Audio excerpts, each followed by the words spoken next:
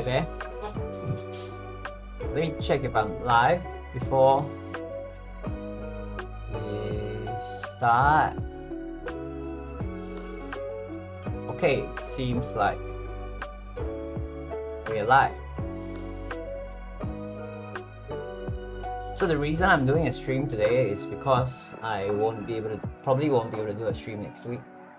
So I'm doing 2 streams this week, and hopefully we can settle the content for part 21, and then over the course of next week I'll be writing the article for it, and then once that's done, then we'll release part 21 and the enemy spawning system with that, and we will see how we want to go forward from there. Just give me a moment. It looks like the Patreon credits that I have over here, it's a little misaligned. Let me just make sure that everyone's names are on the screen here. There we go. We don't want to leave anyone out, right? Okay.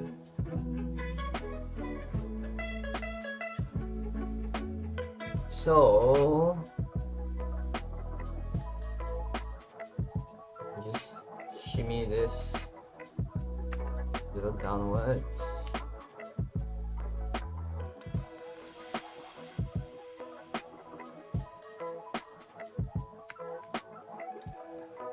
Okay, so we've got all the Patreon names appearing properly now. Let me just make sure that all my other screens are working, and then we can start stream. So the Unity window is here, and just want to make sure that my Visual Studio window is up as well.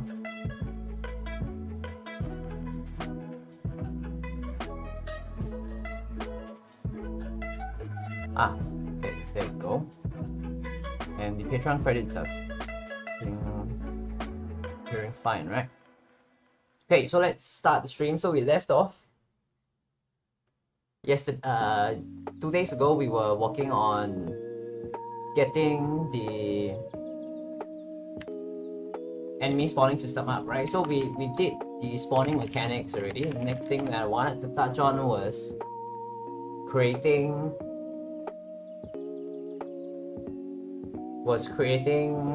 the events. So what do I mean by events? So events are things like, for example, the flower wall is an event, right? Or you have things like, say, traps spawning, or you have a mob that dashes from one point to another, and so on. Okay, so we wanna get those things out as well. So let me just head over to the blog and head over to the article so that I make sure that everything that we have here is documented.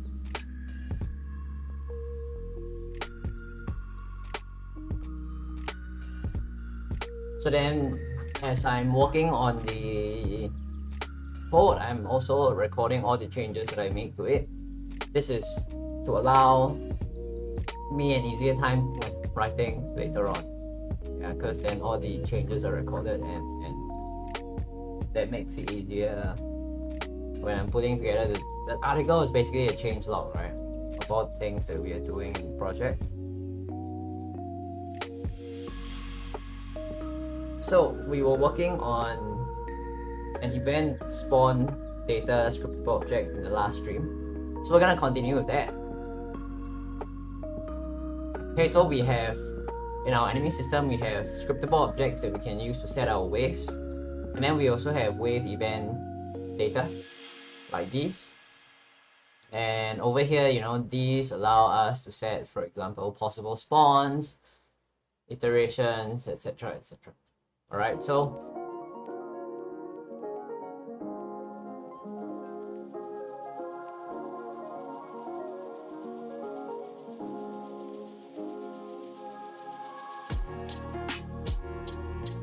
here what I'm thinking of right now is whether we can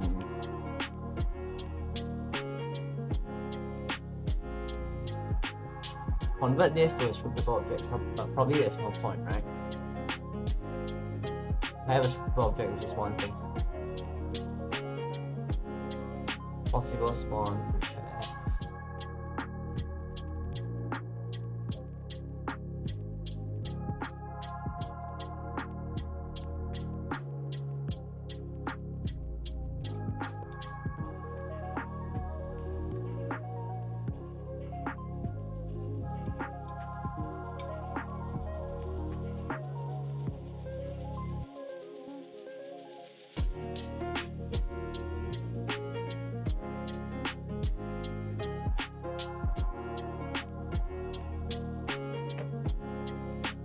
So as usual, if you have any, I'm just gonna start coding, but if you have any questions as usual, or just want to say hi, please feel free to drop a message on the chat. The chat notifications are on, so I will know when someone has posted a message.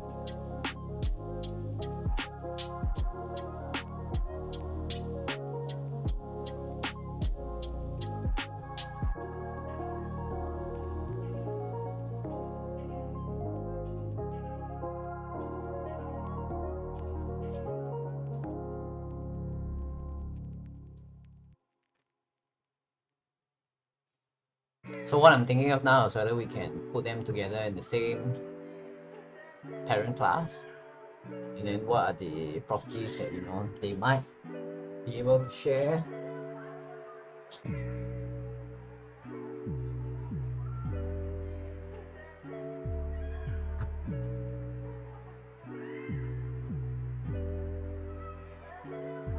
I guess we can do something like this, right? Where I'm just gonna call this event data actually. I think I prefer to call this event data.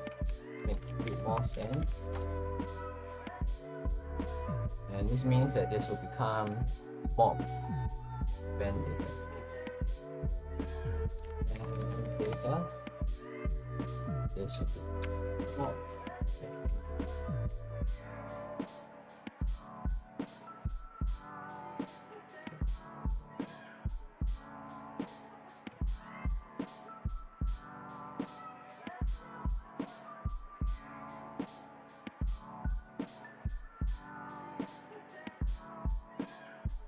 And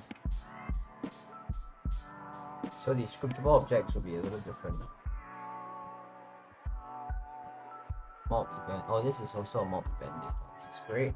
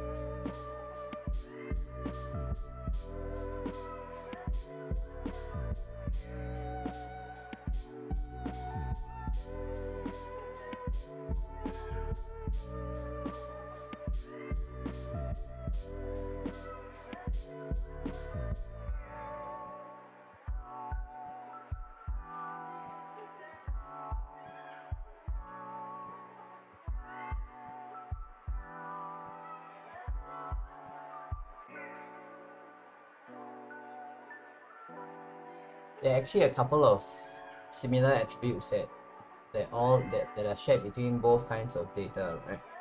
So maybe I can write a new script and call it spawn data. So this is just to unify the wave data and the event data.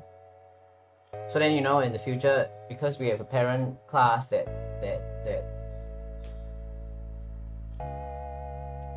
both classes derive from, right? This might be helpful in the future for coding purposes. I can't really see what the use is at the moment yet, but I feel like this is the right thing to do.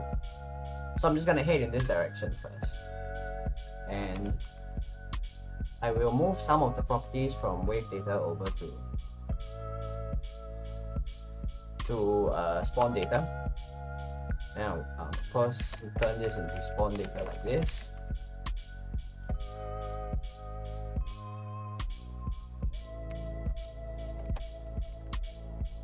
It can be spawn this.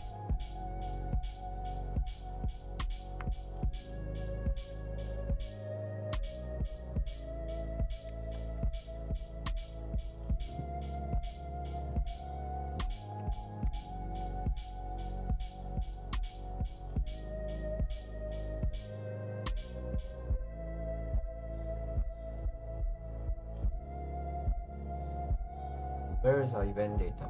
Just close all the stuff.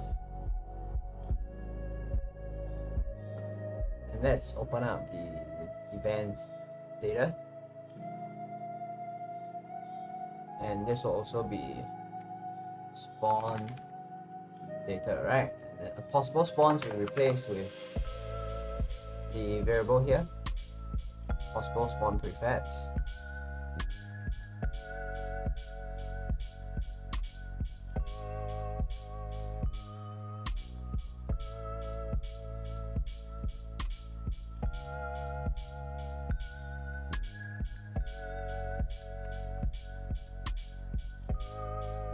So let's rename this in duration.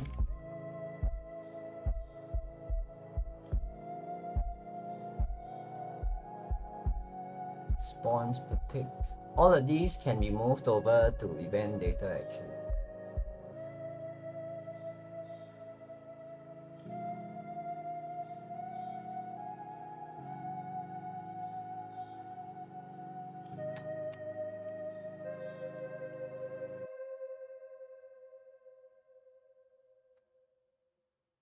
Let me see if this works. Just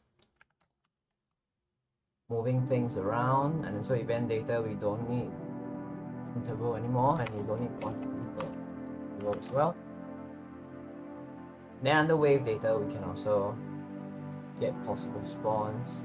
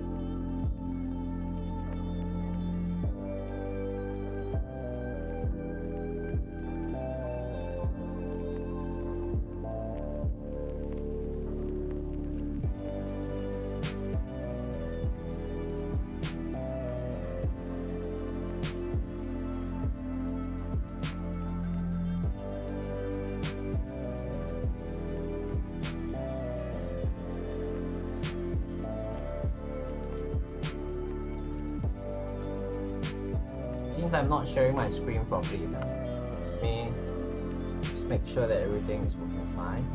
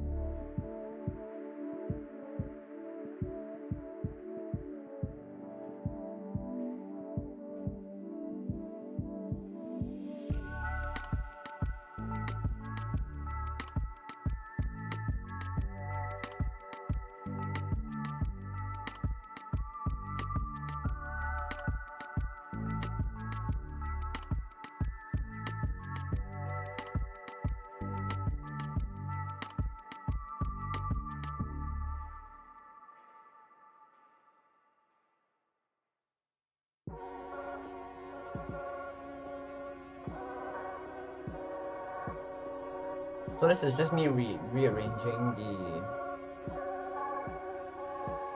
the wave data and the event data. They should still more or less behave the same way. Just some very small differences between them.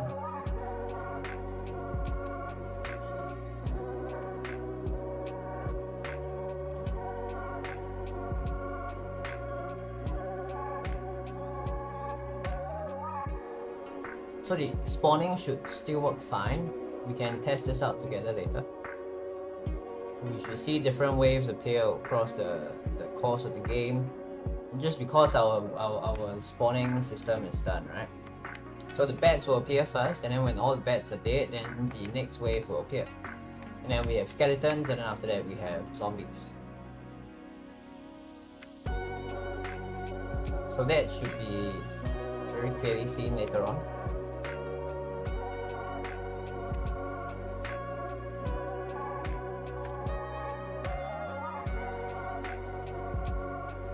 So let's kill all the bats first, and then we'll see how the rest of the game plays out.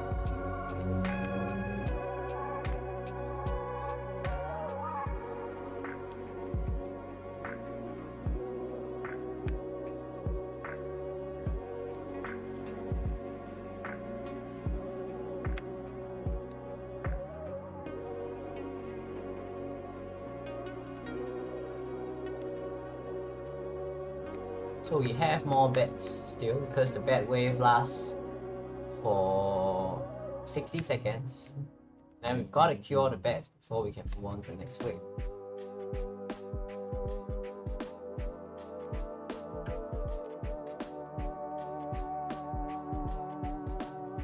So the next wave is here, so we have skeletons now.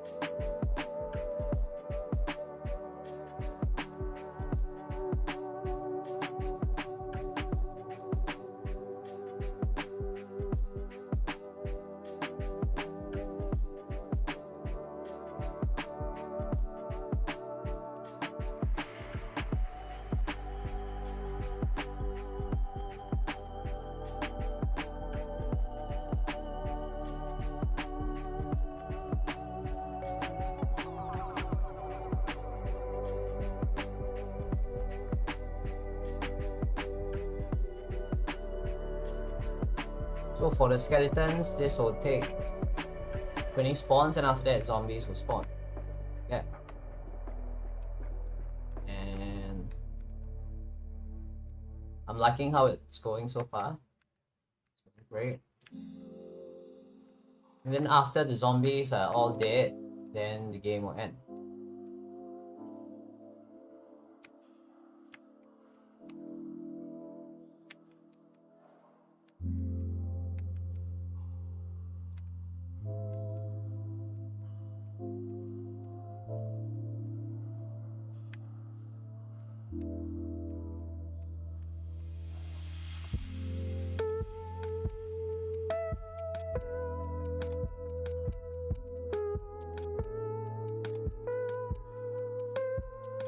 How long do the zombies last?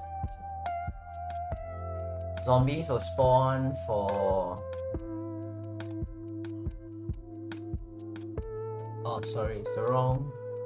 The zombie will spawn for 60 seconds, and then after that the game ends. Let's just see how this turns out.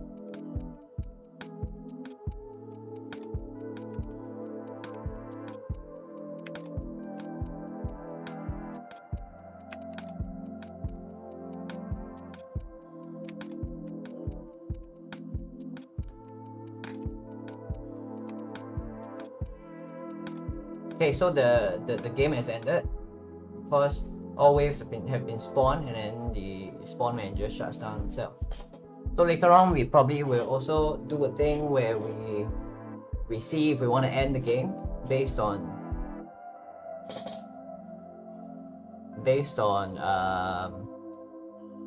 whether give me a moment. Based on whether, you know, after the spawn manager finishes. Because now it's obviously finished and there's nothing else. Alright, so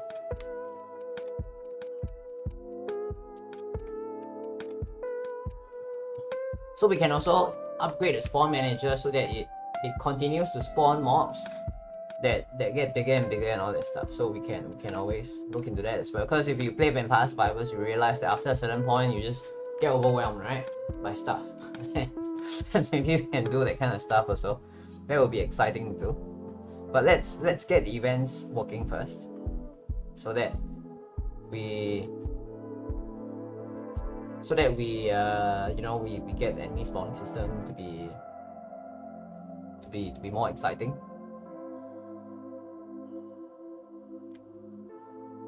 So what do we have for the mob? We have similar thing, we have duration, and then we have iterations. Probably we don't need to have it. You just need to have spawns per tick, and then the duration of this thing.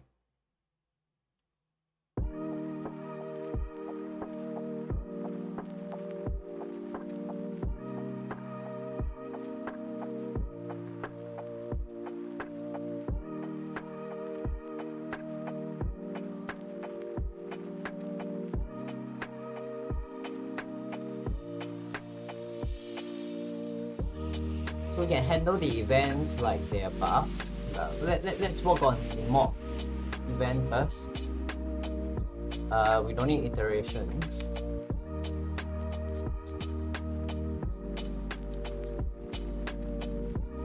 Well, actually we can use the max spawns also, right? There's a max total spawns. How many enemies can this wave spawn at once?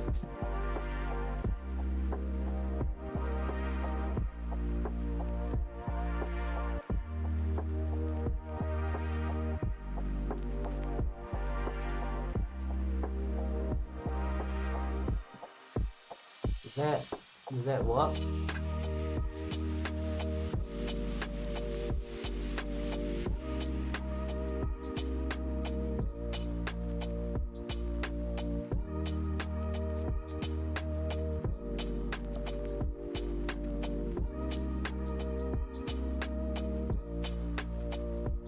We have a mob event here with spawn interval.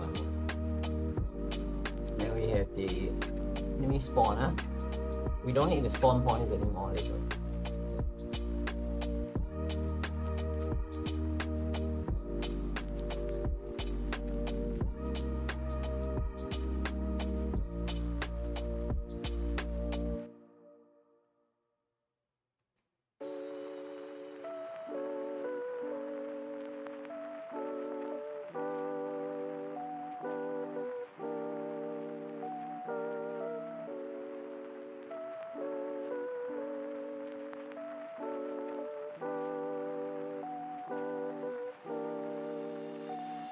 Wave events.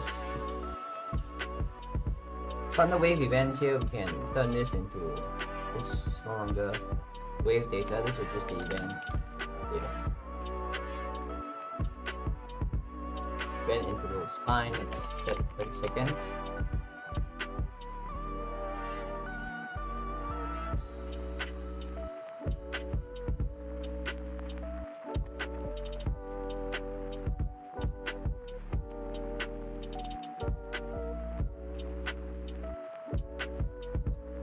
We have float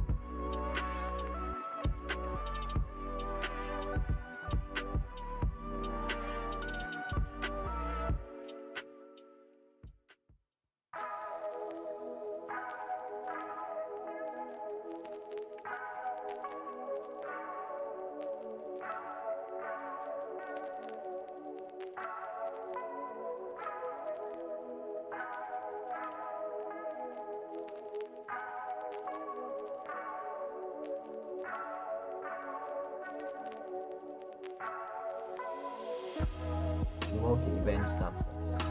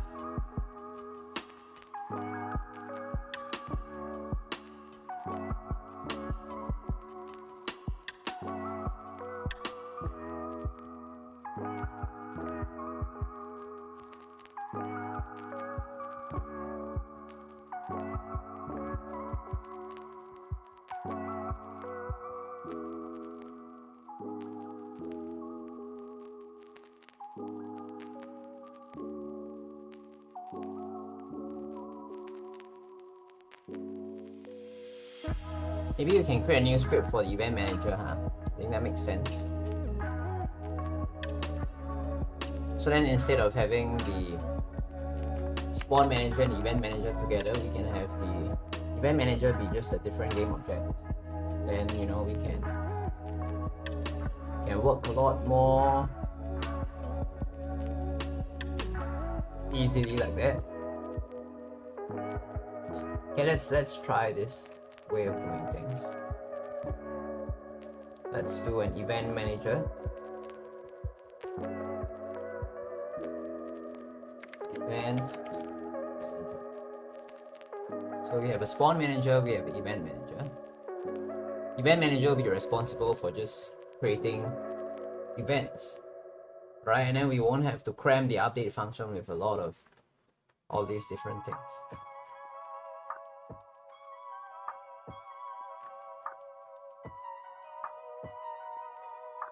So the event manager will set up a lot of the same mechanisms. The most important one would be this, so that we can access an instance of the event manager. And then for the start function, we'll do the same thing where we have more than one event manager, we will do a warning, otherwise we will record it as the instance. And you can copy all these variables over to the event then. This. So then we have the events, we have the event interval, and then we have the current event cooldown. And also then, when we want to shut off the spawn manager, we can also shut off the event manager together as well.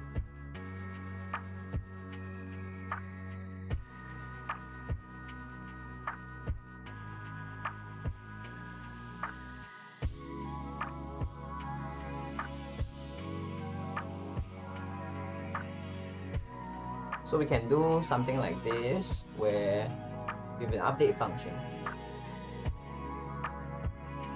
And then we'll just have a event cooldown, right? So this will be, we'll just do a serialized view.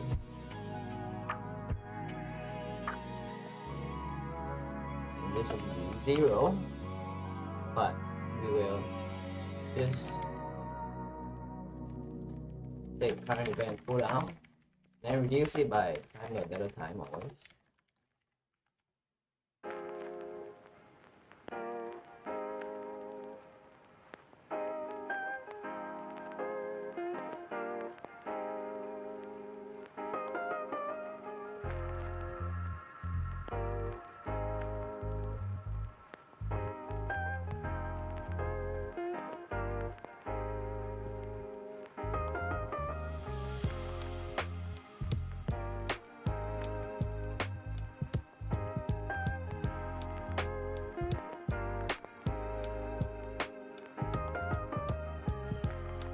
So then there are events that happen only at certain times, right? So we probably got to code that as well.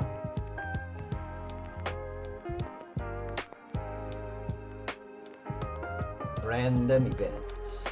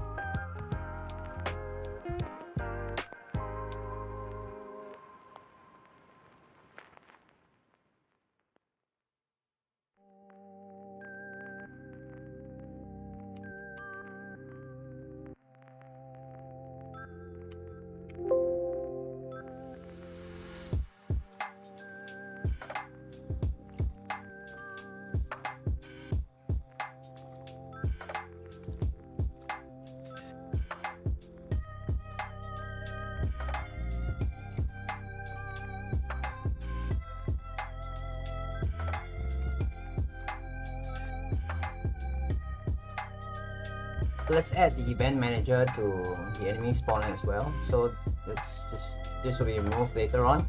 So we have a spawn manager and an event manager, and then the event manager will have an event interval, or which I can now just call interval, right? Or maybe I can call it trigger interval.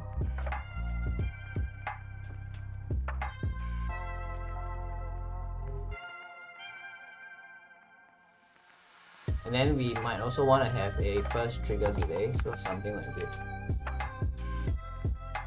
First trigger delay. What this does that the first time that it happens, you know, maybe you want to wait for 3 minutes first or something before events start happening.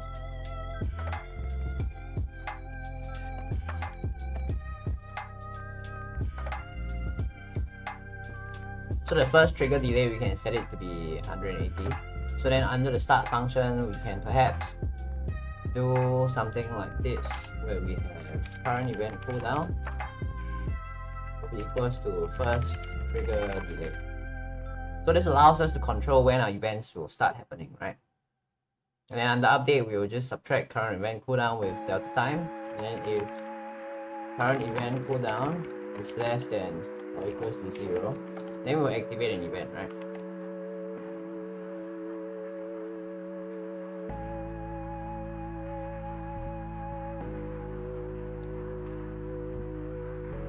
And then we activate the event, and then after that we can do current event cooldown equals to trigger interval.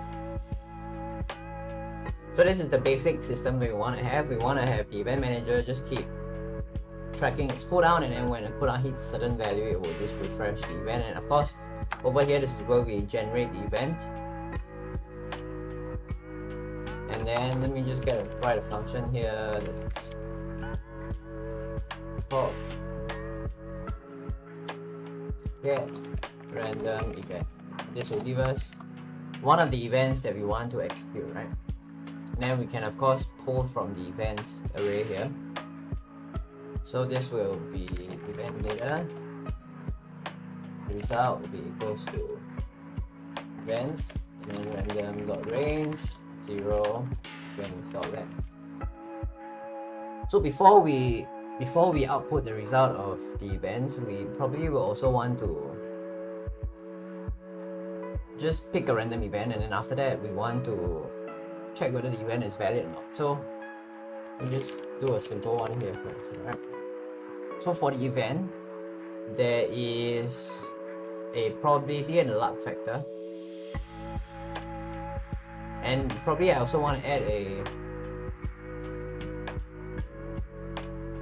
a minimum duration, so something like this. Click float.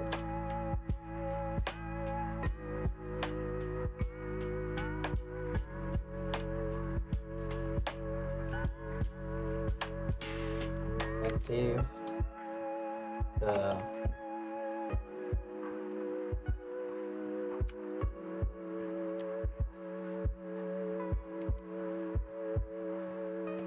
value is specified.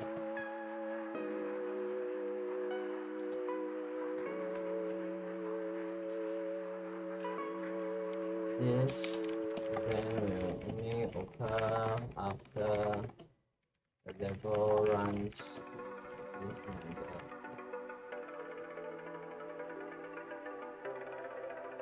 So we have a active after variable as well that will allow us to control when the event becomes active.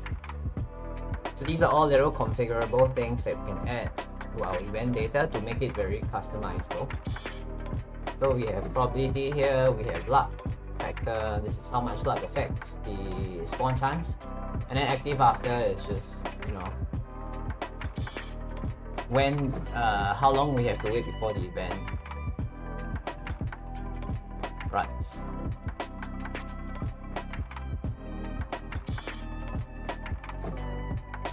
Active after.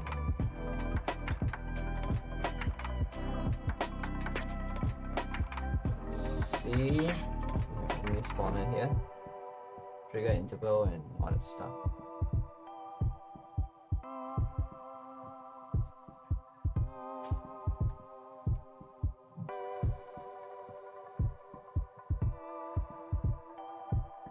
So because of that, we probably in our event manager, we want to track how long the level has been running as well, which I think is going to be pretty important. So let's add a new. Actually, we can get it from the game manager, right? The game manager tracks how long the game has been running, right?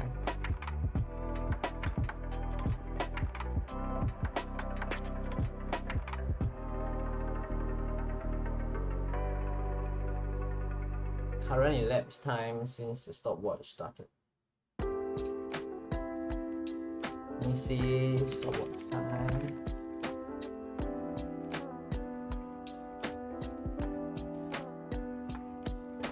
Yeah, we probably want to get the stopwatch time. That's what we want.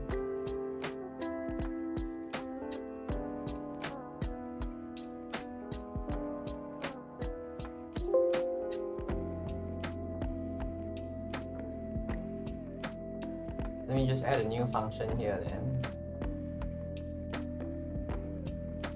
I'm gonna call this new function here public float get elapsed. So this gives us the time with the level. This will just return stopwatch.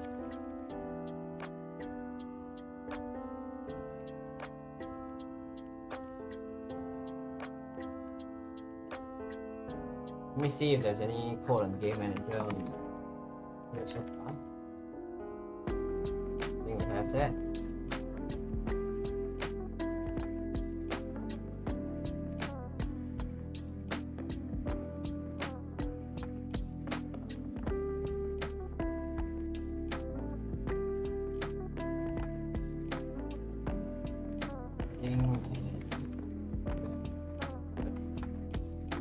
So we've got to make the following change to the game manager here. And the change is let me just delete all of this stuff.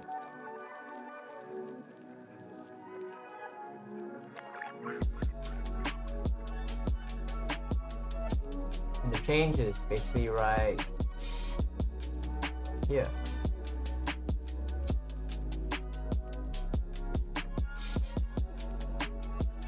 And this is game.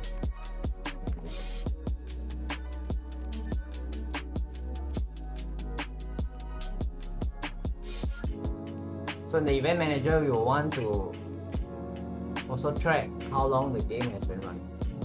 Then we can see whether the event is valid or not.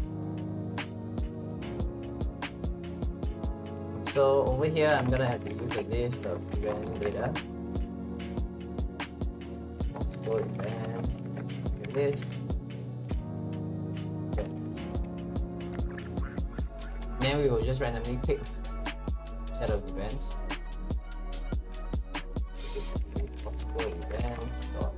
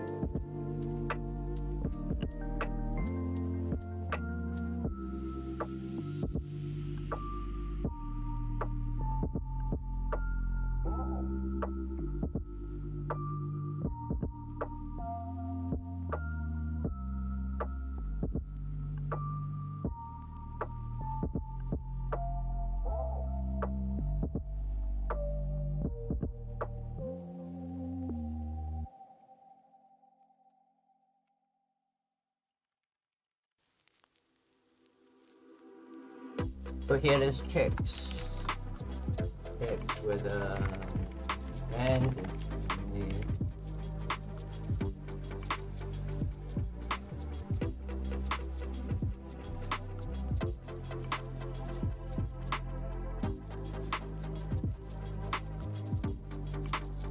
then we've got to figure out the probability formula as well. Let's just go to events here. Oh, this should be enemies, right? Actually, because there is a formula for the events.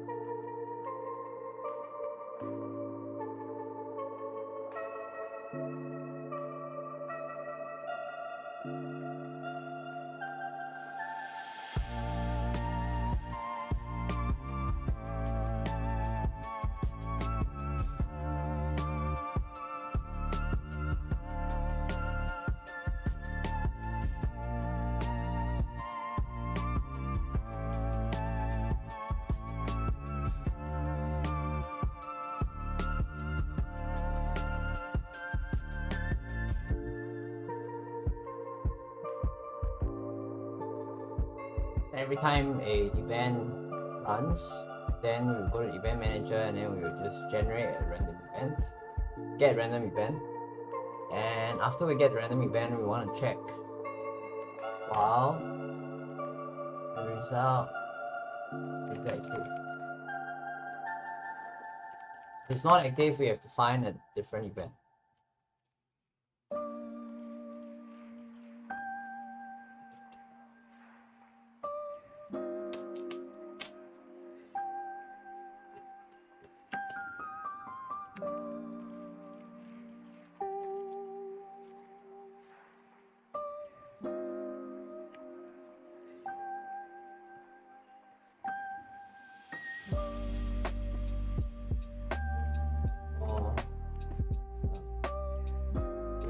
Find one that fits.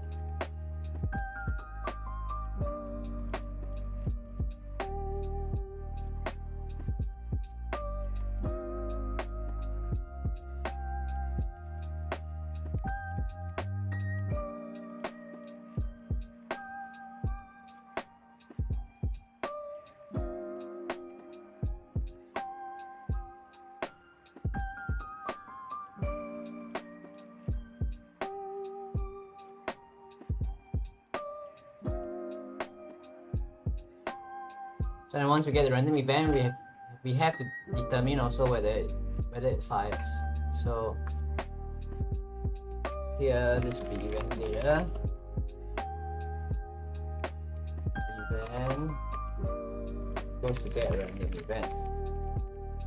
Then after we get the event, we will see whether what's the function again? Get random probability. Then we have to put in the player stats. So this is the tricky part.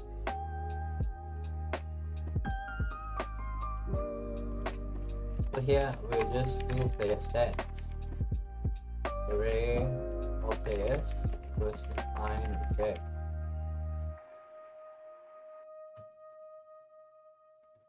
I can just put this variable here actually.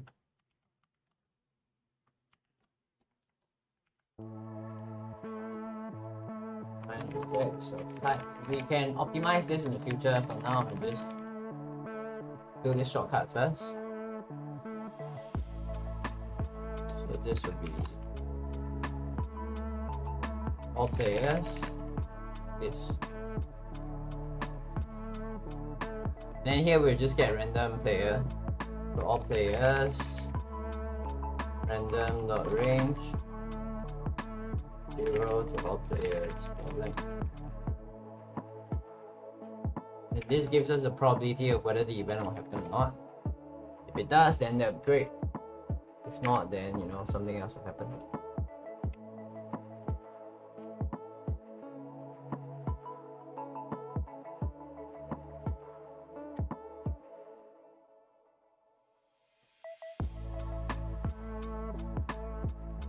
Let me change this function to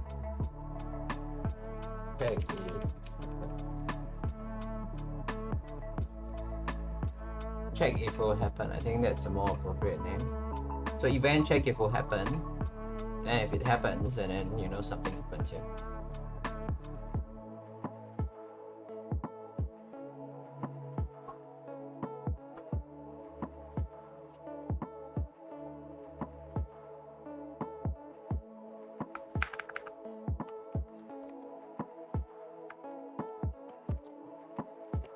Event and try to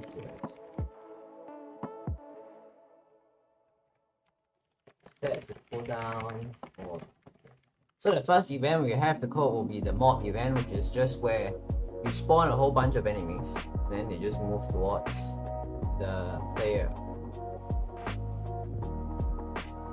So then if we have the event manager set up, we can just actually just add some events inside, and then we are good to go. So then we have a whole bunch of events.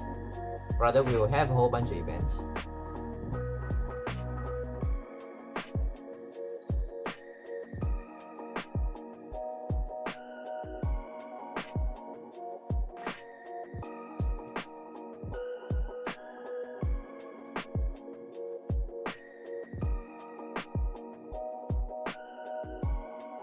Let me just move the current event, pull down, up, so that we can play around with more of the other stuff.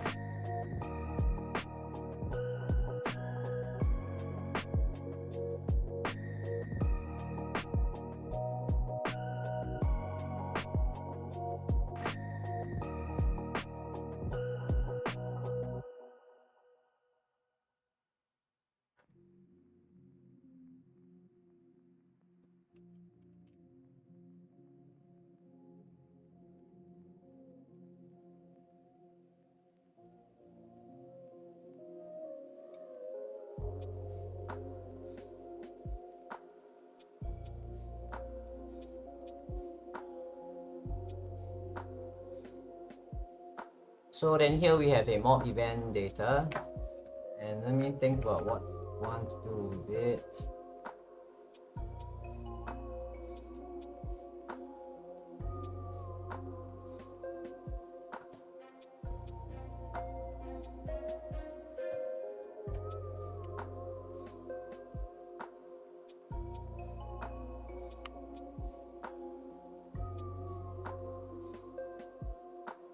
So when the event spawns, right, it will execute here. So then this is where we execute the event, and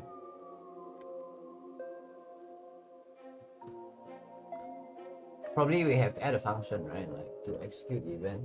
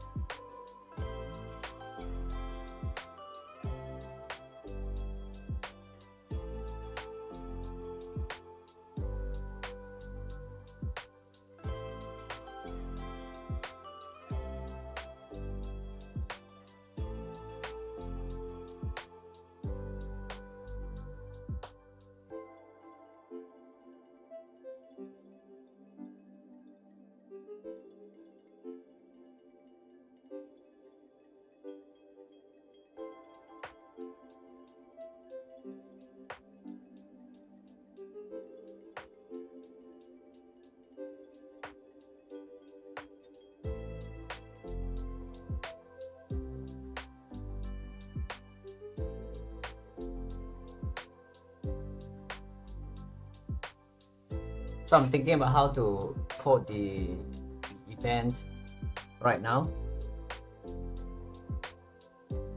I'm a little stuck. I'm thinking about putting the function inside event data, so something like activate or something. Huh?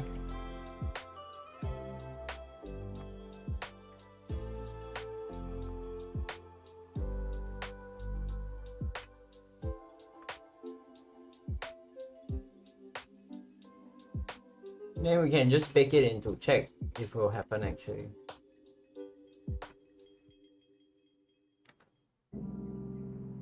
Or we can, you know, if heck,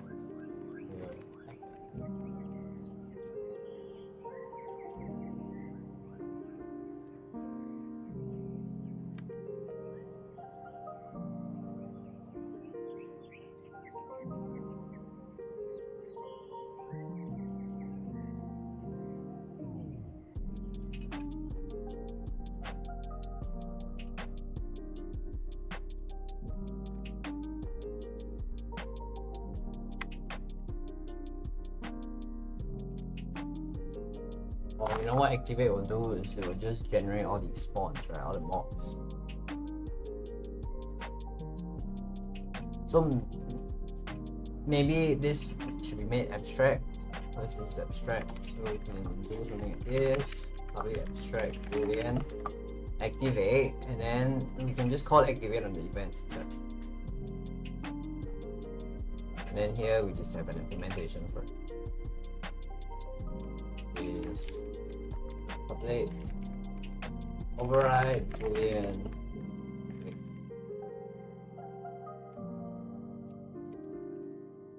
And then we just spawn the mob, right?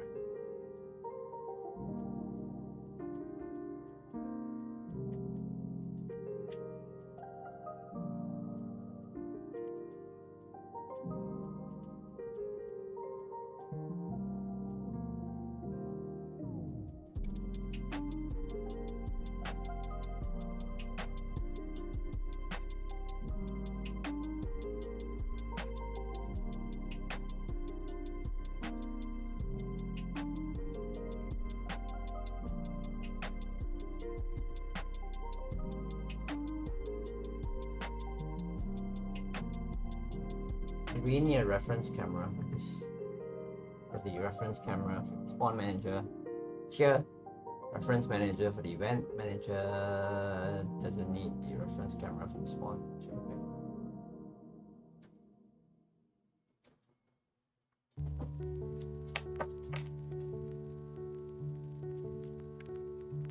I'm just writing stuff now. Later we'll work out whether this works.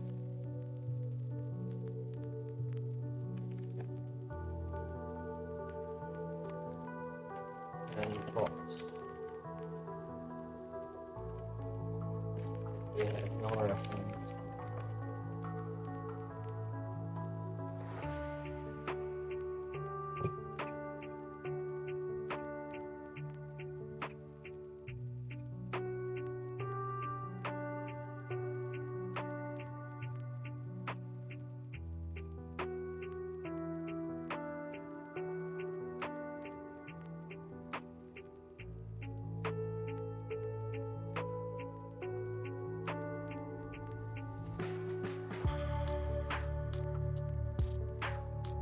Otherwise, spawn.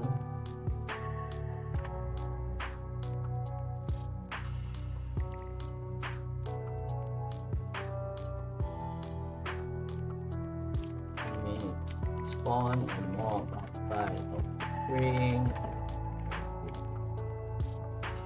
Okay.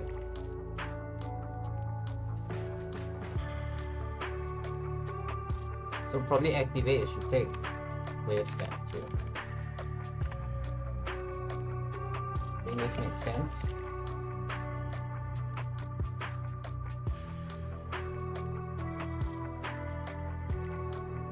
And this should be optional.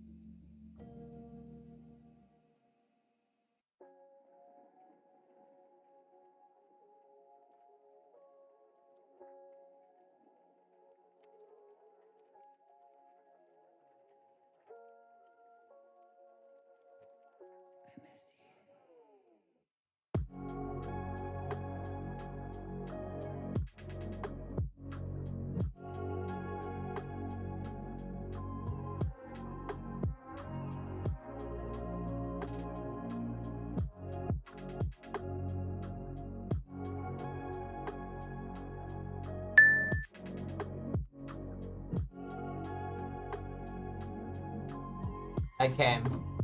Doing great. Thanks for popping in. So the enemy spawning system is going well. I'm just working on how to get the events working. I'm close to it. Just trying to put all the pieces together. Should have something working in probably 15 minutes, 30 minutes.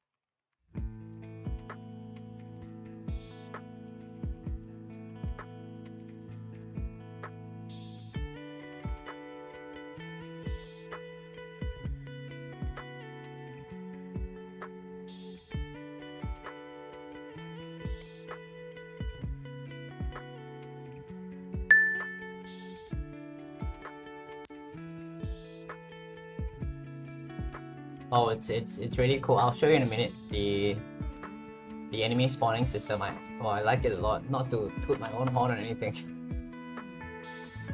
but the enemy spawning system is working great now. And once you get the events to show up, I think everything will be pretty nice.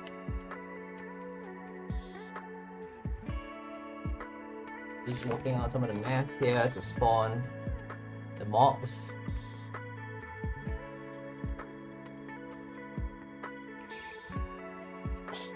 So here what we have is every 30 seconds you will have a mob spawn, and then they will come from a certain area of the screen. Let me just try this out and then we'll see how that works out. So we have a spawn of zombies every time, and then let's spawn say 15 to 20 zombies, and then the spawn interval here will be, let's spawn 2 sets of them in groups of 15 to 20, and then we'll see how that works out.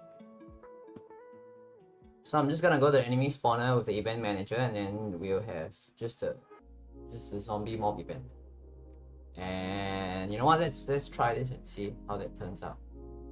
So currently what we have is I've configured there to be 3 waves. The first wave, I'm sharing my screen. So I have an event manager here that spawns events, mobs, and then I have a spawn manager that has 3 waves. First wave is the bat wave, and the bat wave will spawn a total of 10 bats to start off, and then it runs for 60 seconds, and then it spawns 2 to 3 bats every 5 to 10 seconds. And then once the 60 seconds end, the wave ends after we kill all the bats. So this is important. And then we have the next mob will be the skeleton, or the next spawn will be the skeleton, and then we only have 20 skeletons spawning. And then there will be 60 seconds. So after the wave duration ends, this should be reached total spawns, right? My bad. So after 20 skeletons are spawned, then we will move on to spawn zombies. And then for zombies, right, the zombies will spawn, 25 zombies will spawn right away, followed by 60 seconds of zombies every 2 to 3 of them. Alright, and then every 30 seconds we also have a mob that spawns. So for the mob, it works a little differently.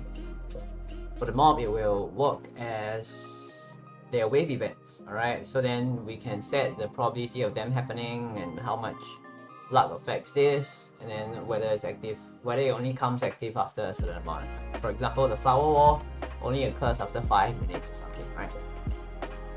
So probably I will turn this into a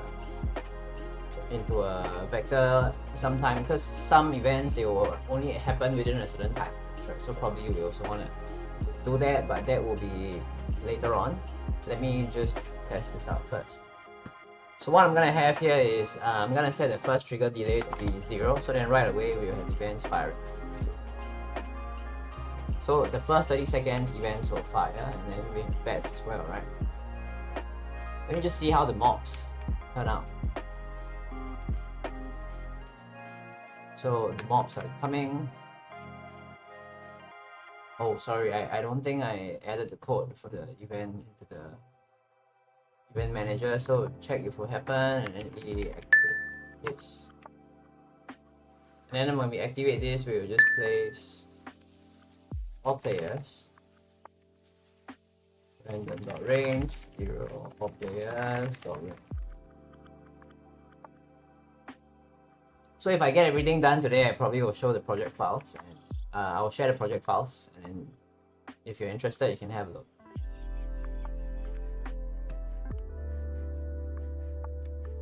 Okay, let me just test this out. So then we have, okay, now the current event cooldown is not working. Why is it not? Possible spawn prefabs. Haven't assigned anything here. Let me assign something here, and let me assign zombie mob, right? So let's put a zombie inside.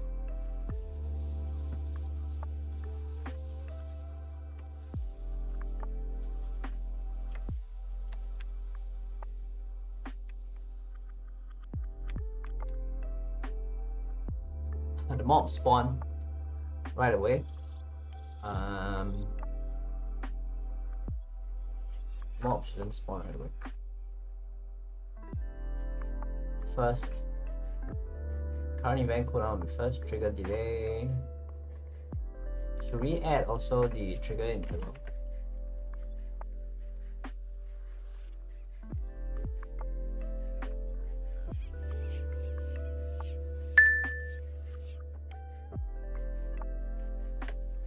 Greater than 0.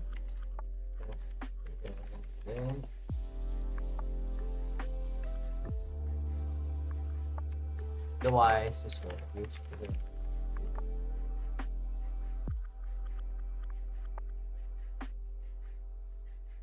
Oh, great! You're off for 2 weeks, right?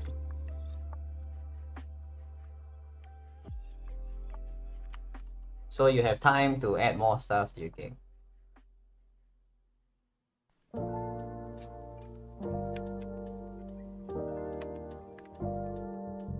Okay, let's look at the event. So then the next event occurs in 26 seconds. Let me just build up my character in anticipation of that happening. I think probably, sorry, I probably will have to increase the distance away from the character that it spawns. Let's set it to say 40. Then we can kind of see a little bit better how this will play out. Because otherwise it spawns very close to the character and then it gets killed by a garlic or something. It's gonna be pretty pitiful.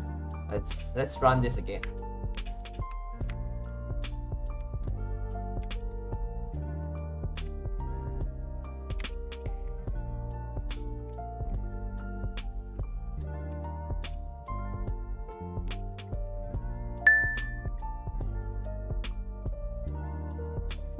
So 14 seconds, 13 seconds. Coming. Zombies are coming.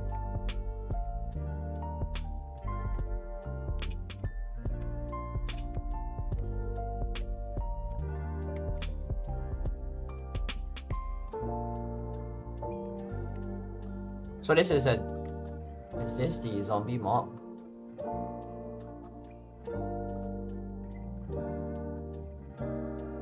I don't think this is a zombie mob. Where is the zombie mob?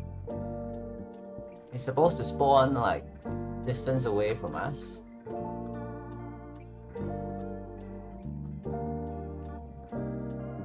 Oh wait, I think this is the zombie mob, but it's because when it's out of the frame, it will respawn at the edge.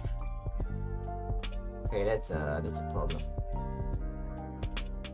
Let me just change the zombie prefab so they don't respawn at the edge. I think we have a little bit of a configuration problem here. So we have zombie. Maybe we can make this, can create another variant of this prefab, and then we can just call this We'll just grab this zombie out. Then let me just change this zombie to like mob version, and then the mob version will not respawn at the edge. They will just not do anything if they're outside of the screen. And then we can just create a prefab variant. Probably we can increase the speed of the zombie as well. So something like we can set the move speed to 3 so it moves faster, right? And then let's just do a prefab variant here. This will be a mob zombie. And I can update my event data accordingly to reflect this. So the zombie mob will use the mob version of the zombie that has the benefit of, why can't I put this inside? There we go. Zombie mob variant.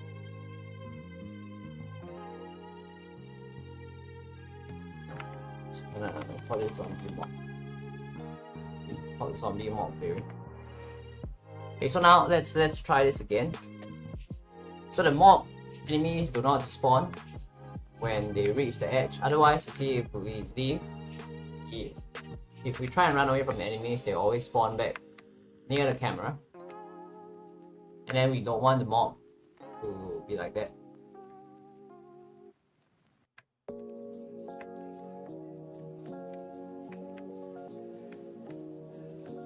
Okay, it's coming. 7 seconds. 4 seconds. 1 second and 0. And they should have spawned and they're outside map somewhere. Think where are they?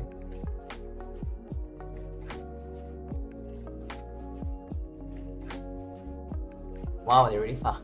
Really far away. They're moving. Let me just check them out. Where are they?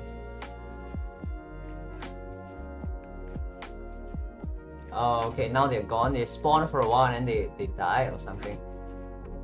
Let me just set the trigger interval to like 5. Let me just set the first trigger delay to 5 seconds. So the first mob spawns at 5 seconds. Then we'll see whether this works. The zombies are not spawning as they should. Let's look at the hierarchy here. Zombies are spawned. And they seem to despawn themselves automatically. They're way outside of the screen and for some reason they're not doing anything.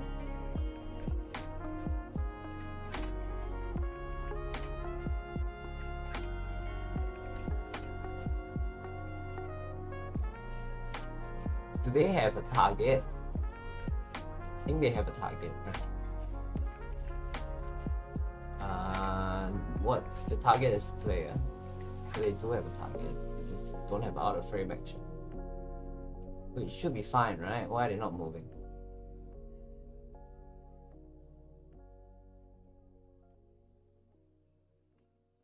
Now reference. Oh, it's treasure chest. It's fine.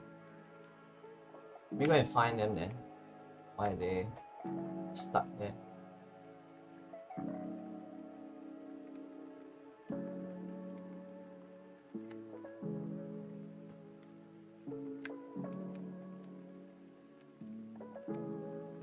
So they're all moving at the same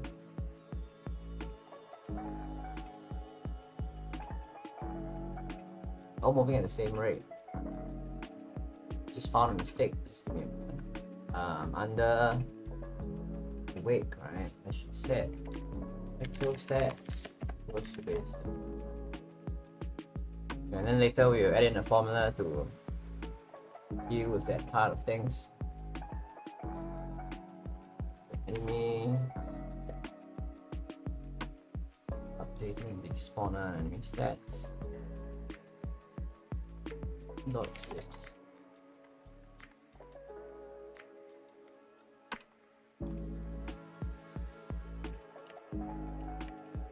Show stats.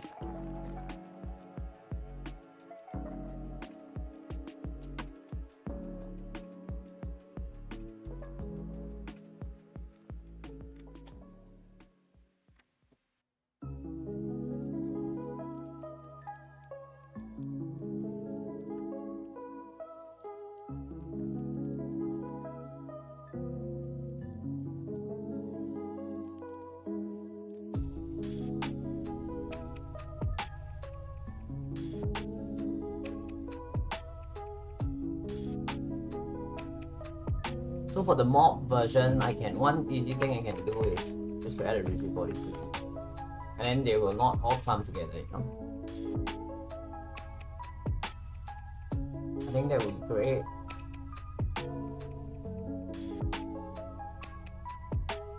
Then I will also have to set the gravity scale here to 0.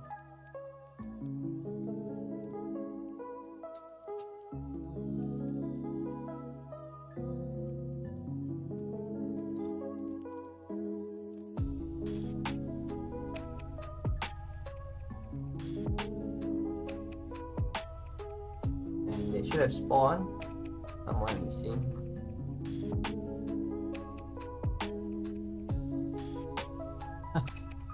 Gosh, they're all here.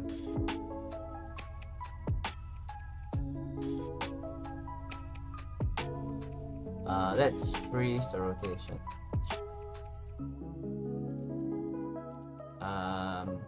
Freeze the rotation.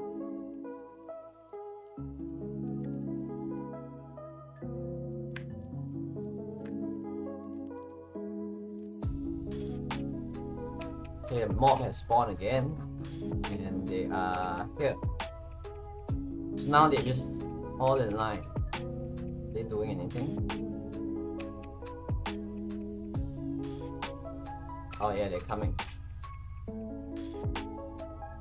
Oh, they're not coming. So they only walk when they're on the screen or something. What are they doing?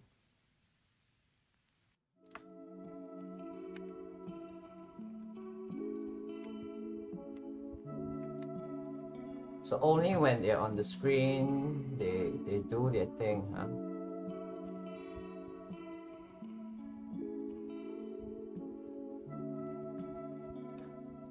Oh, okay, we've got to change this part as well.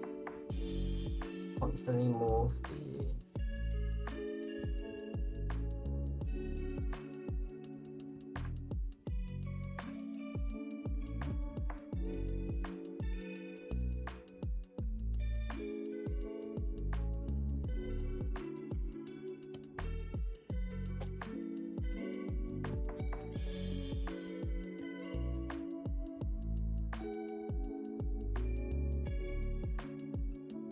So we don't actually need to do this within boundaries thing.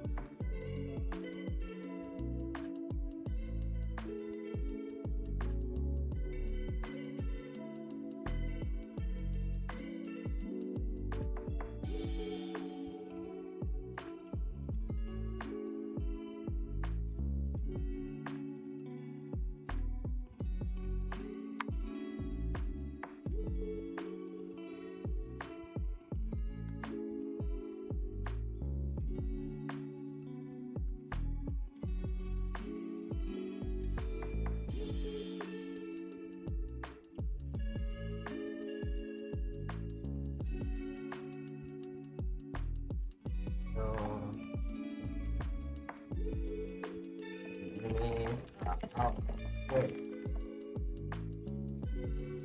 Movement.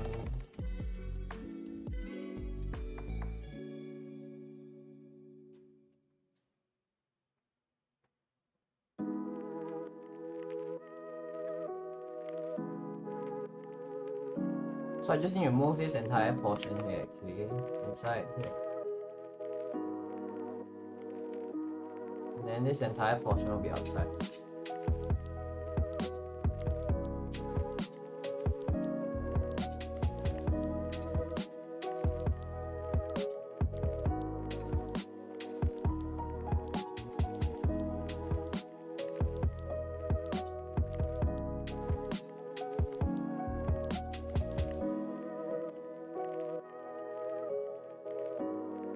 This as well.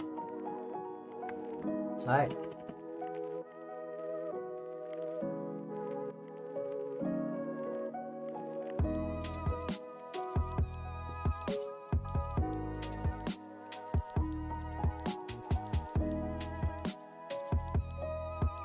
Handle the enemies. Frame.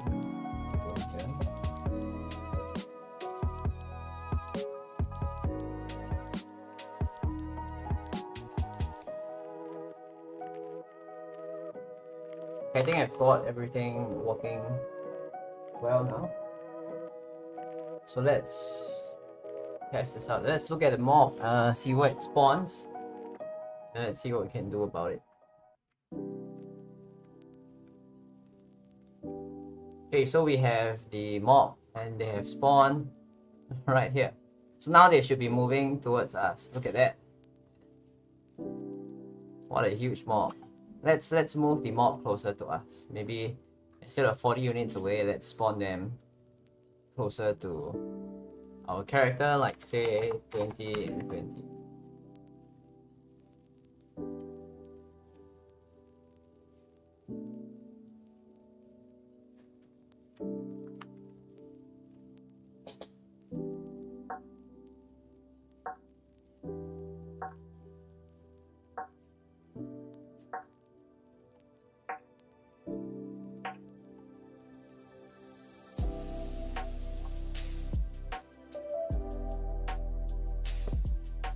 Okay, let's try this again. Let's spawn them closer to us so that they don't have to walk like 2 miles to get to us.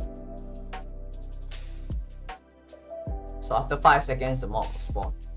That's the initial wait time. And the zombies are... where are the zombies? They're here. So they're gonna come with a little bit of enthusiasm right there.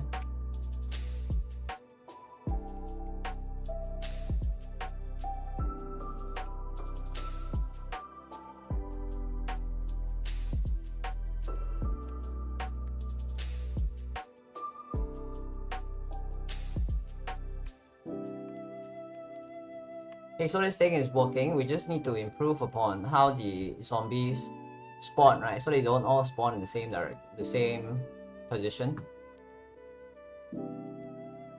So one thing I tend to like to do is to just scatter them across a portion of the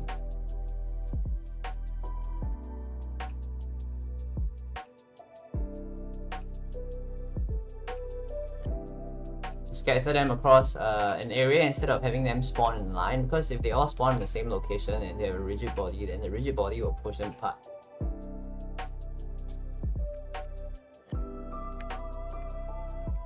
See that? So they are coming in a line, which is not ideal.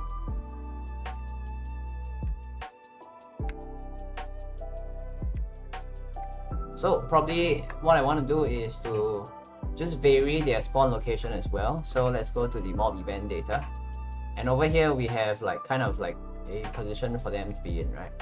And we can add some variance to that by let's determine this value here. So possible angles, and we also have spawn distance. So let's set this to say 20.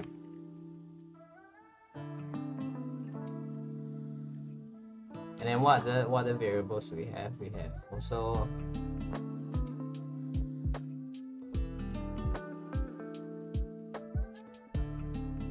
let's add a spawn radius as well. So this way radius around where they can spawn maybe a radius of 2. So then what I'm gonna do here is just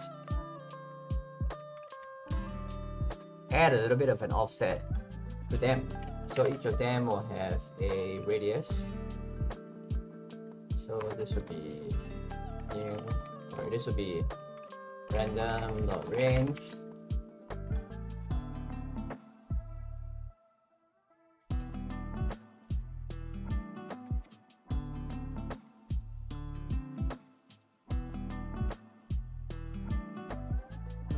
Oh no, I can just actually do this, right?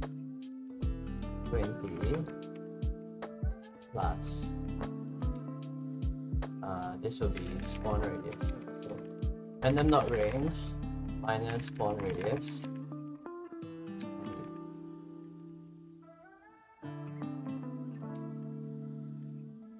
So what this does is this varies where they spawn, so they kind of spawn in more of a circular shape.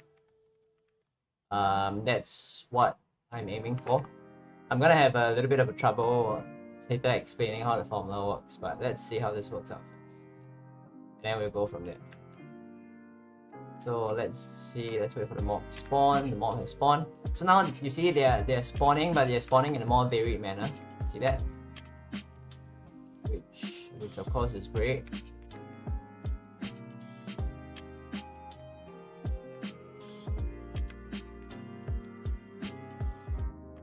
And if I increase the size of the mob, then you'll see more of them will spawn. So maybe instead of spawning just a couple of them, we can also spawn like say more of them. So maybe 30 to 40. And then you will see they will appear, they will come in a more packed manner.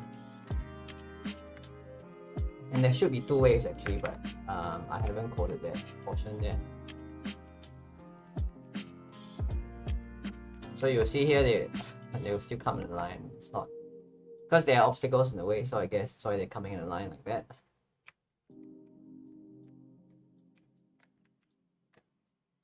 Okay, so they will spawn, and then the shape in which they spawn will be more random, it's more organic. And let's watch them come.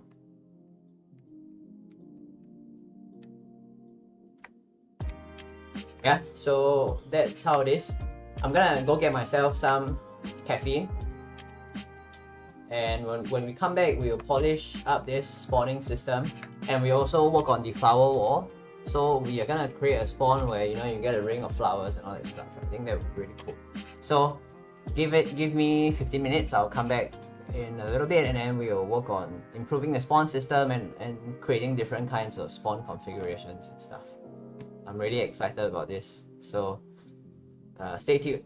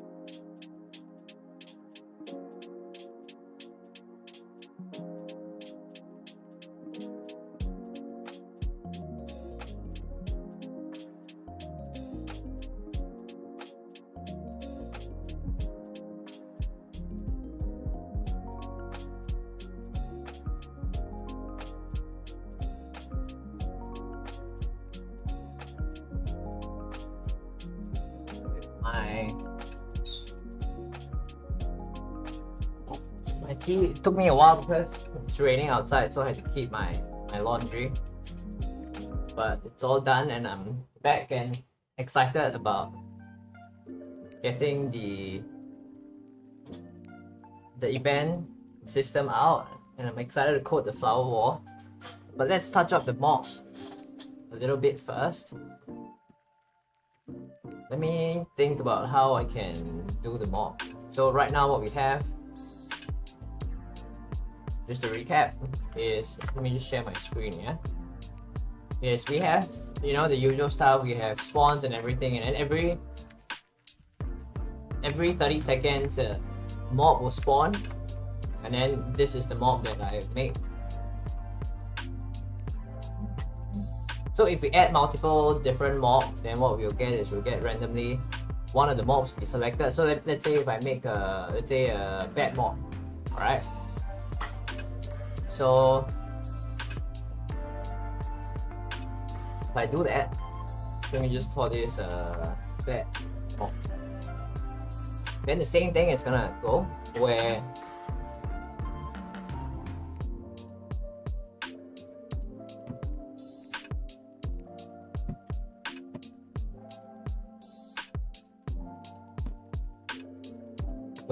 okay, let me just get the mob here.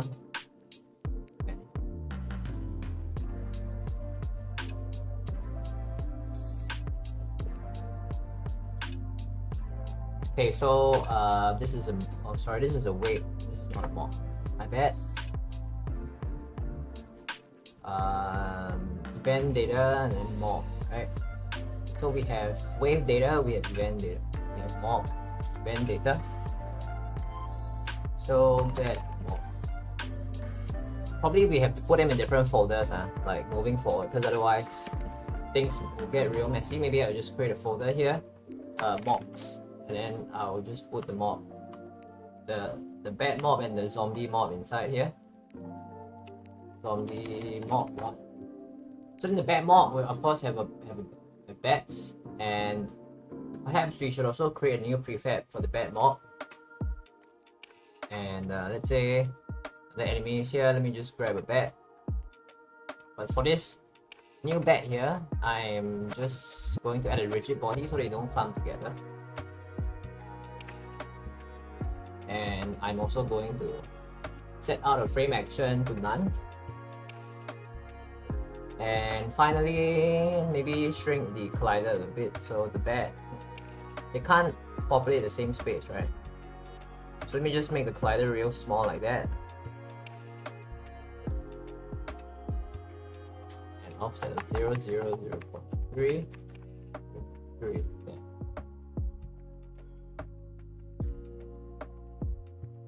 So the bat mob is going to be fast as well, so I'm just gonna set the base stats here to say 3. And then the bat, of course, will move faster than the average bat. So the bat is falling off the screen because if I add a rigid body, I have to freeze the rotation, and I also have to set the gravity scale to 0, right? Otherwise, it's not gonna work.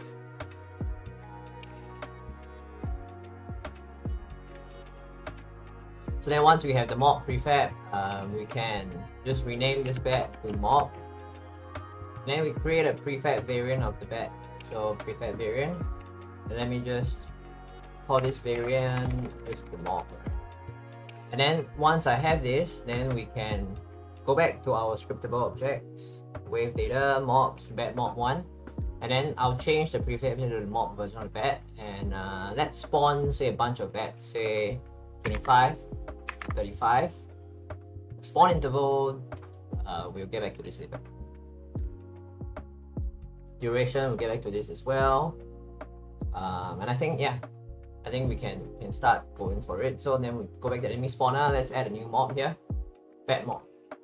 Alright, so then randomly, let me set the trigger interval to like 5 seconds. Alright, so then every 5 seconds we'll have a new mob. So then what you have is we'll have after 5 seconds a mob will spawn, like a zombie mob will spawn. And then after another 5 seconds we may have, say, a bat mob, something. Where's the other mob? Let's see. Bat mob is here. Yeah, and then they will spawn in a random direction. Okay, so right now the mobs, they are following us, which is probably not the best. So there are two kinds of mobs, right? If you recall, if you play Vampire Survivors enough, you would have noticed. Hoping to see more vids. Okay, thanks for coming in to support. We have a couple of videos planned for the Metroidvania series, but for now it's just bug fixes and patches. So I'm thinking about doing more videos for that series as well, but right now Joseph is, you probably will see him on the forums. Joseph is the one responding to all the questions from viewers, right, for the Metroidvania series. So when we finish the patches for the current video, then I'll talk to him and see if he's interested in creating a new video for the Metroidvania series. He's doing really good work with the forums over there and noting down all the patches and all that stuff, right? Because the Metroidvania series, there are a couple of parts in the video where the information is not entirely clear for viewers. So then he's just creating some extra videos to add on to the series to make it easier to follow. And then once we're done with that, then we'll see if Joseph wants to create more videos for that. If he wants to, then we'll add more videos to the series. Otherwise, I'll have to find someone else to help out with the series for Metroidvania.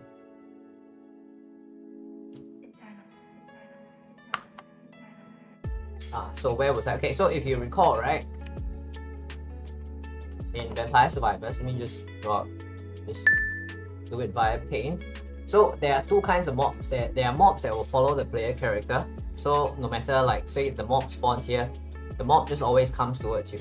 Then there are mobs that will just go, they don't exactly follow the player, but they will just fly across the screen like that. Alright, no matter where you go, say if you go here, this mob will follow you. But then there are certain mobs that will just fly in a straight line, right, from one point to another, and then they will disappear after they leave the screen. So this is probably the kind of mob that we want to have, where so we have mobs that will follow the player and then mobs that will not follow the player, right? So then we may want to create a new class of mobs for that. But before I do that, right, I'm going to have to also add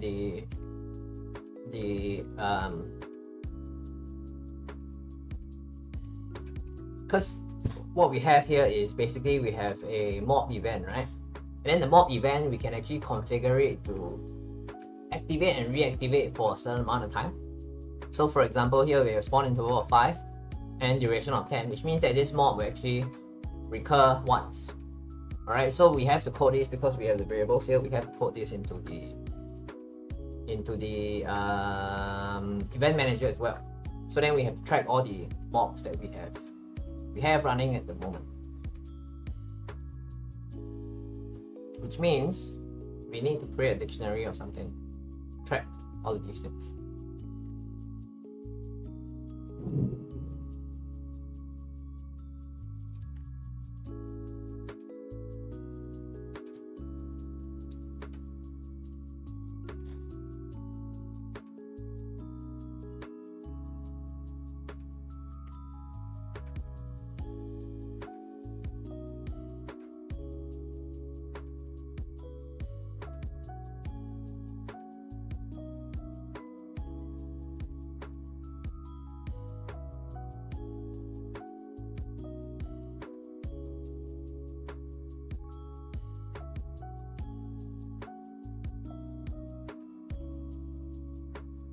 Just give me a moment here. I'm just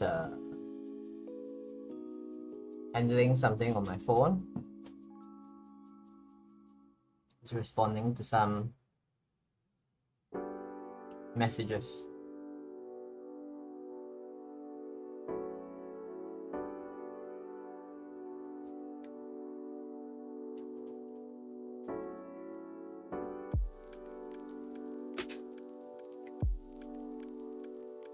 Okay, so we have to track all the events that we have activated currently, and for that to happen,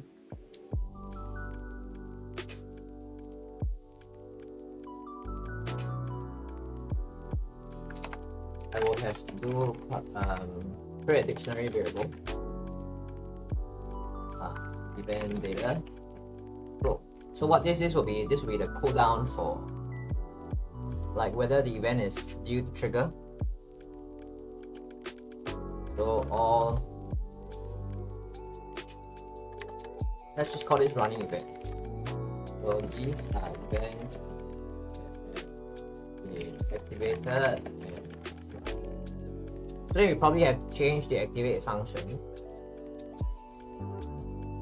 I'll check if what happened.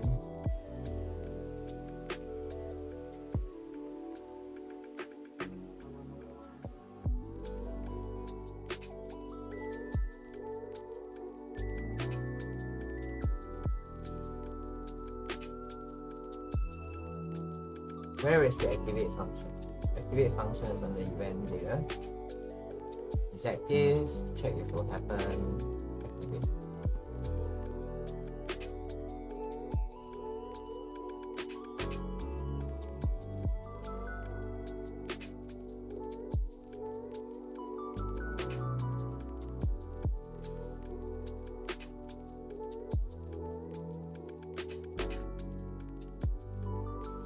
So then under event manager, what we'll do then is, we don't have to do a check if what happened here, right? We can just go over the event data, and under the mob event data, we can just check whether. So we can do something like this.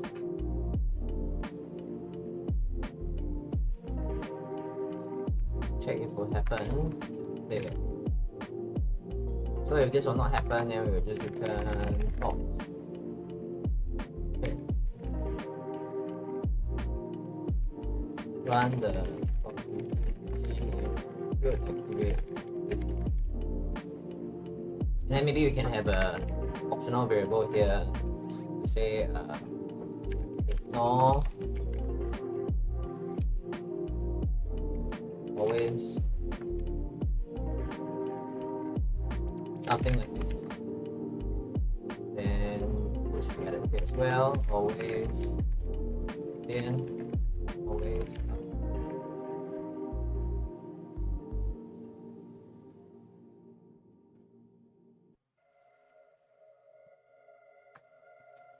Then we can just activate the event right away, right? Like this. But then now that we have this section here, we shouldn't just try to activate the event. We should add this to the running events over here. This.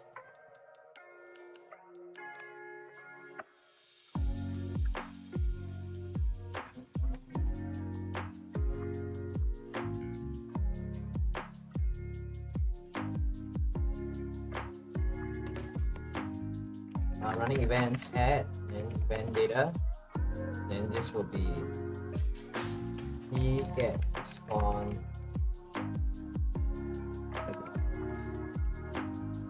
So what this is basically, this is the cooldown, and then this is an event. So then whenever we have an event, whenever the event cools down, we add an event to the running events over here, and then this event will fire once every whatever we set here will, like this, will fire the event. So for example, if the spawn interval is, say, 3 to 5.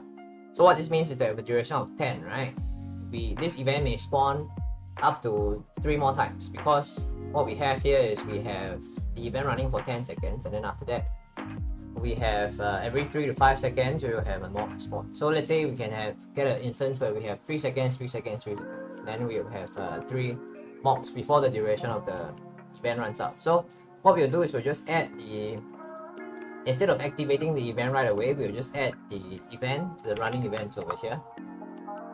And then after that, next thing I'll do is I will, this will be for triggering events, right?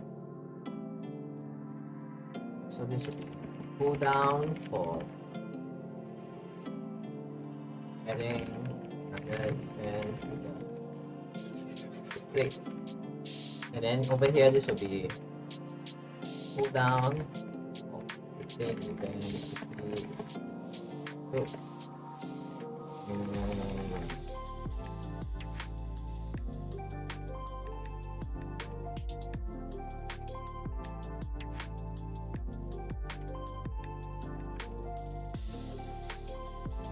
Oh, dictionary is not enough actually. It's not enough, of course.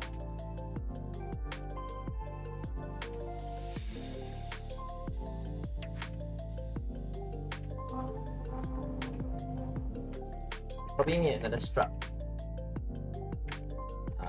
This will be event.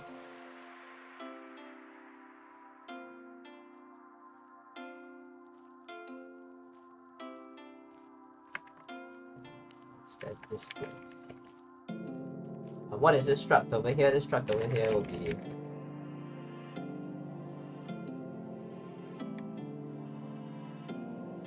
let's just call it statistics. This will be the duration and then the cooldown. So I have to store 2 values inside the event. So this will be statistics right here.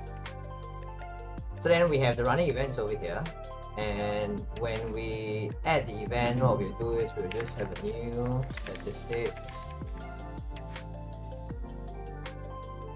and the cooldown will be this, and the duration will be E.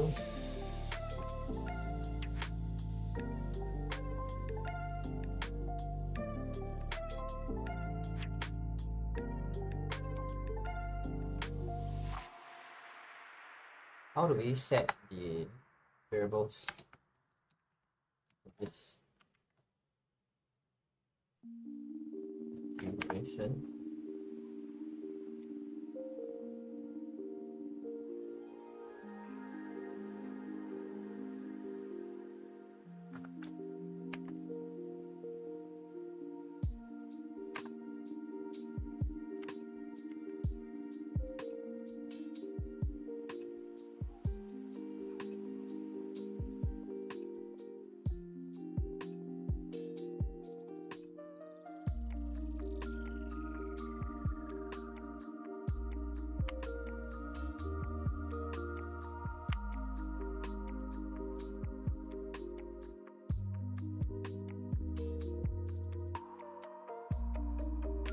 Why does it say here the duration does not exist? If I remove this works.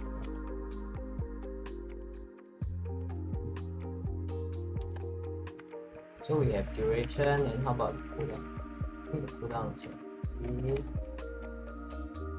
Okay, spawn.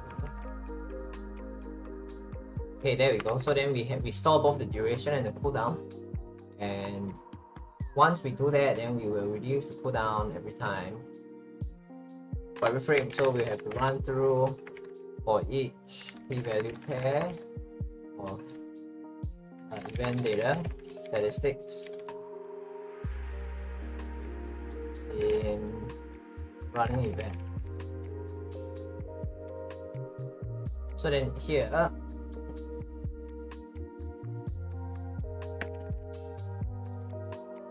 what I want to do is to get the pair, the event data here, sorry, get the value here. So the value here will have cooldown and it will have duration. So I'm just gonna grab the cooldown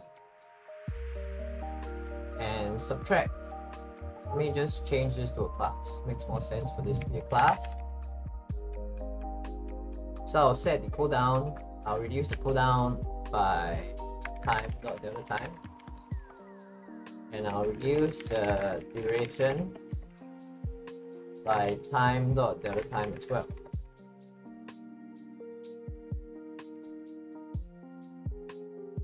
And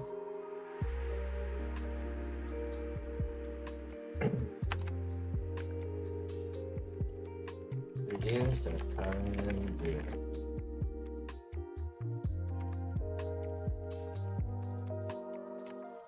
Reduce the current cooldown. So if the test duration is less than or equals to 0, then what we're gonna do is just we will remove the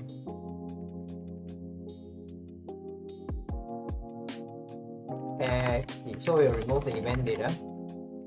The duration is expired, and then we will just stop like this loop. Sorry, we'll continue this loop. And then if for the cooldown, if the cooldown of the event is less than 0, then what we're gonna do is just activate the event. So that we running events, or rather, we'll do pair.value.key activate.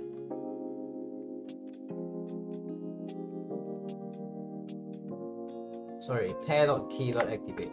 My bad. And then we activate. And then just put a player inside all players, random range 0, all players dot.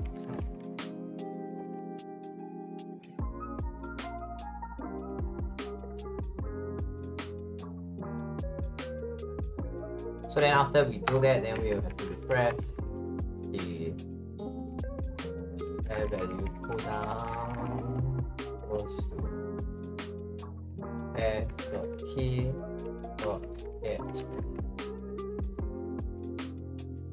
So what we have here is that we'll have the event activate itself a couple of times. So for example, what I'm coding here is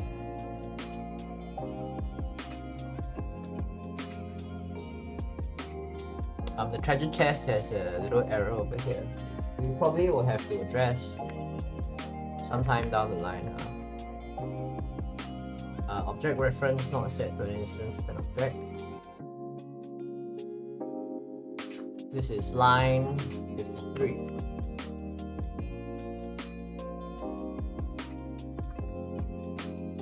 Running events. We have to initialize the new dictionary event data.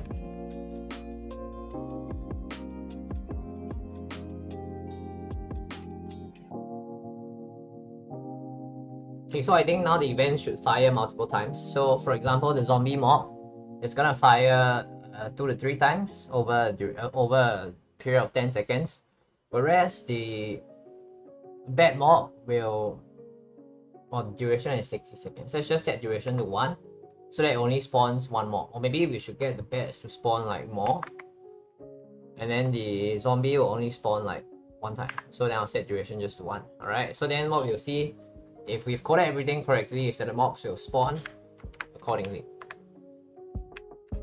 Let me also just do a debug over here so we can see all the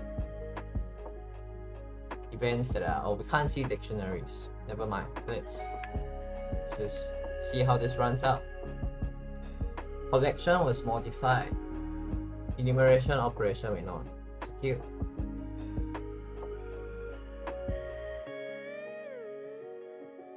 Okay, so here, because we removed the enumeration over here, so probably it's not the best idea.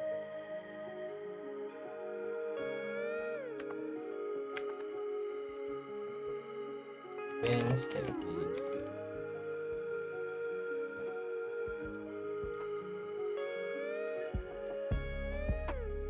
dictionary event data.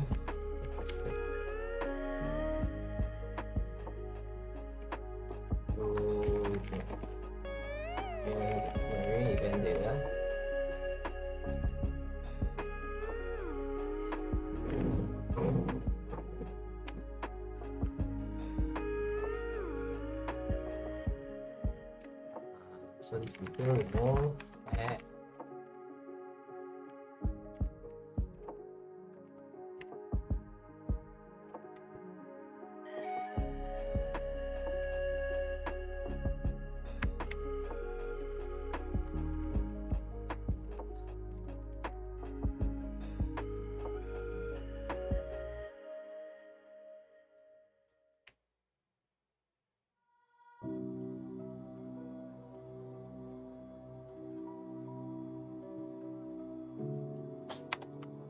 Maybe we're overcomplicating things a little bit over here.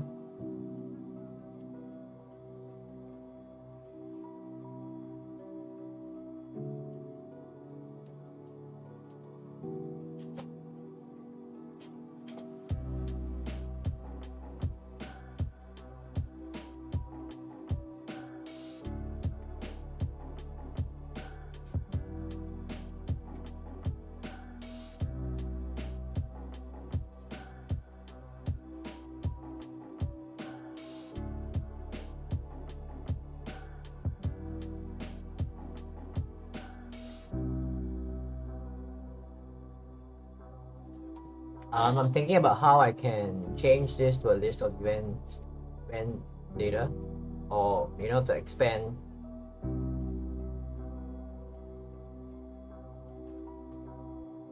the statistics object.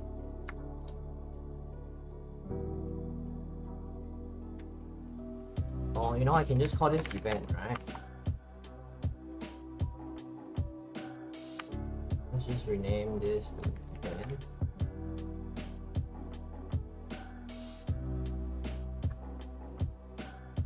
And the event will have event data, as well as all these other variables. And then we can turn this to a list of events, right? This makes a little bit more sense to do. Then we have the running events, and just be a list events. And then we can also just do a serialized field, do a system serializable here, so that we can see these events inside the inspector. And then of course we have to update the code here to change how this stuff works. So running event here, we will just do, this will become new event and blah blah, data equals to e.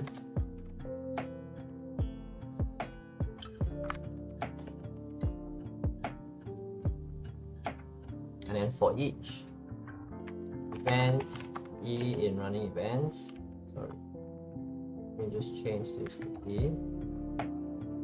So for each event e in the event, remove this event, should be e duration, e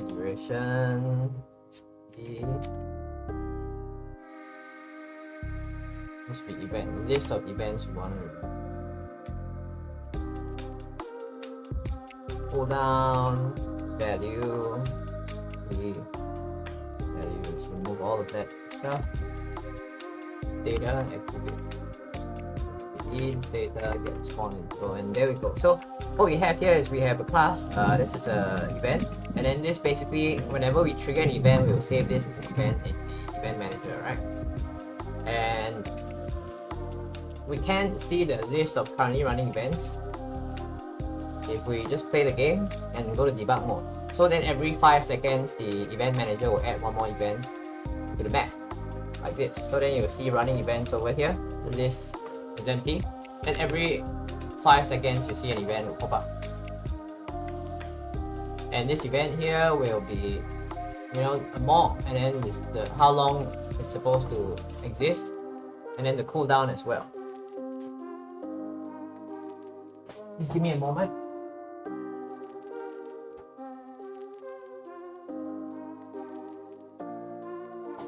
So then we have a event class over here, and the duration seems to be set wrongly. So let me just figure out what's wrong with that.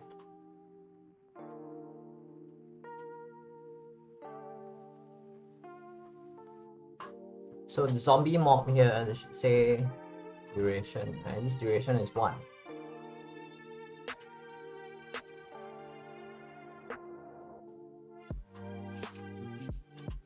This is strange.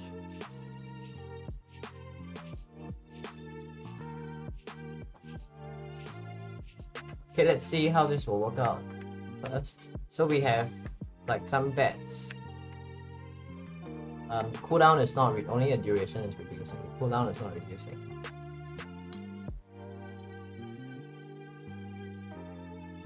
The duration is less than 0.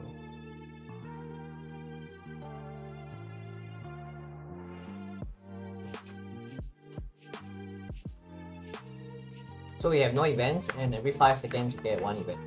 So let's see how this plays out. So we have a new event here, and then there's duration of 11 seconds, and then the cooldown. So after the cooldown, then that's when the mob fires. And then you see the mobs here.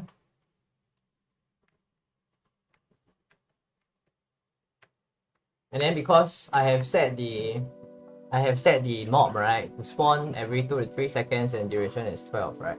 So you will see a couple of waves of the mobs will appear like this. And yeah, that's what we want the mobs to. That's how we want the mobs to work actually. Let's see if we can kill all of them. Satisfying, huh? Feel like a whole bunch of bats one shot like that. Okay, so this works great now.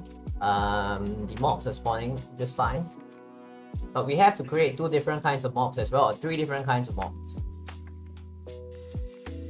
So let's get to that. So as the mob spawn, let's check the enemy spawner here, and then we have the event manager. Zombie mob over here. The duration is very short. So the first time the mob spawns, actually we want to set the cooldown to 0, right? Otherwise the zombie will never get spawned. So let's just, the cooldown we can just leave it like that, because it will just automatically get set to 0 in this case. Yeah, 0. And the event will fire right away. So the zombie mob will have a chance to spawn, you know, otherwise they will not be able to spawn.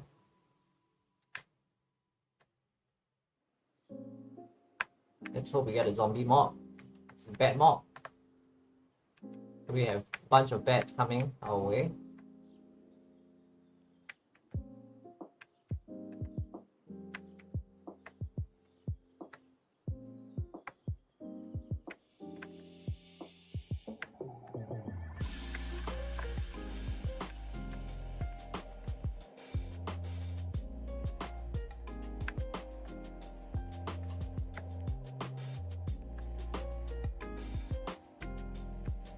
Do we get a zombie mob?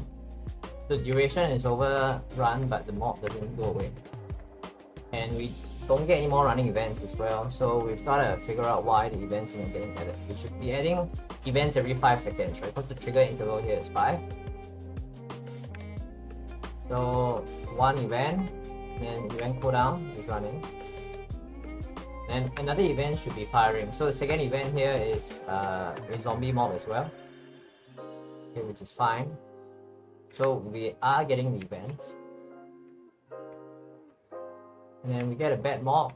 This will be the 3rd event, right? So the event now, the problem is just they're not removing themselves after they expire. So then we just gotta address those things. So what we have here is we have over here to remove current cooldown and all that stuff. So remove all the events that so this is running events, remove range,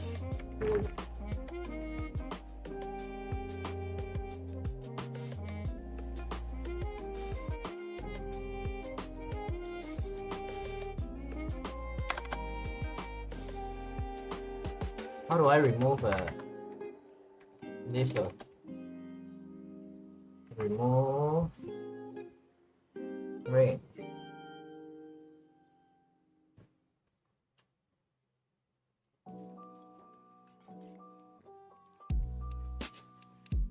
remove, add, remove.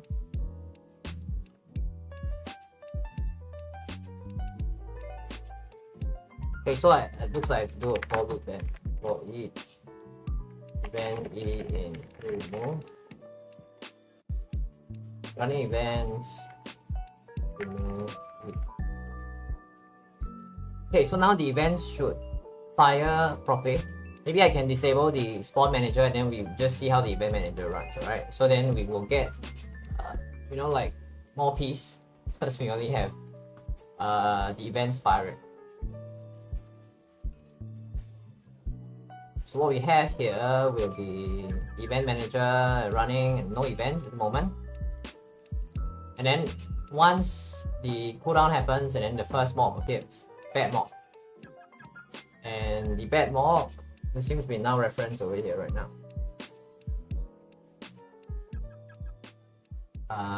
Line 19, right?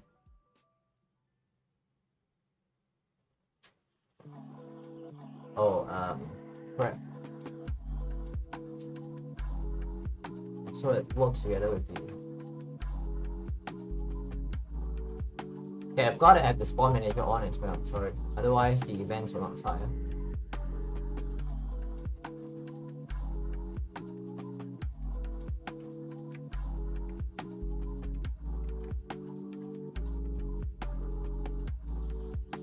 So I guess that means that we should get a reference camera for the event manager as well, right? Or do we need a reference manager? A reference camera? No, we don't need a reference camera. Let's just leave it up. At the moment, let's just leave it up.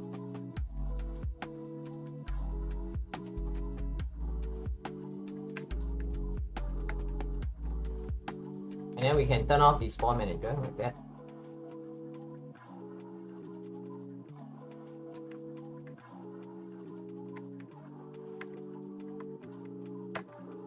So we have the first mob, second mob, third mob,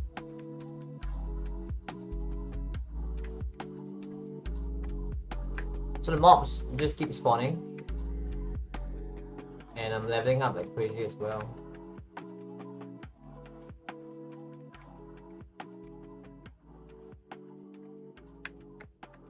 So you can see because the mobs are spawning really fast, right? It's causing a lot of lag. And why is that now reference exception here? Line 130.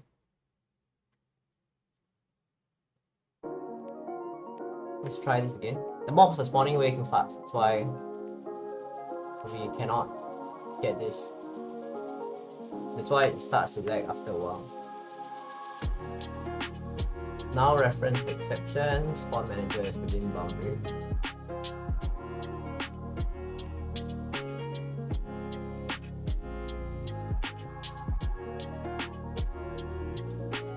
So the enemy movement is dependent on the spawn manager, right? That's why it's doing this thing.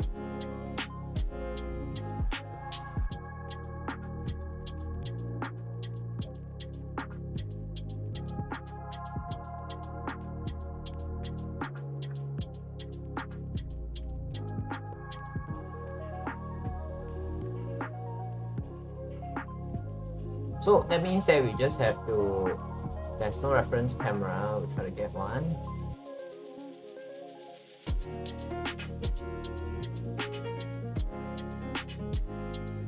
But if the spawn manager is not active,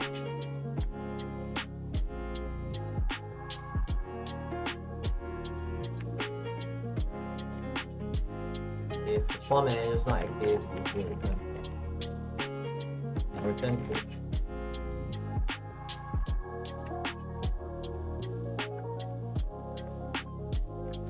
Cases will respond. Just assume everything. So maybe we have to move the is within boundaries with some other script that we don't have to disable.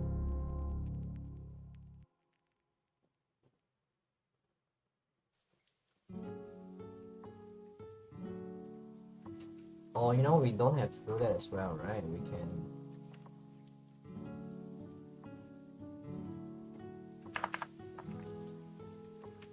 just do camera C equals to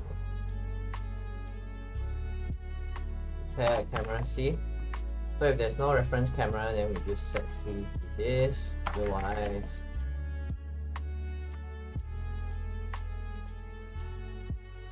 C equals to instance camera. So if this is now, then we'll just set this to camera. Okay, this works. And then here, this will become this. Get in.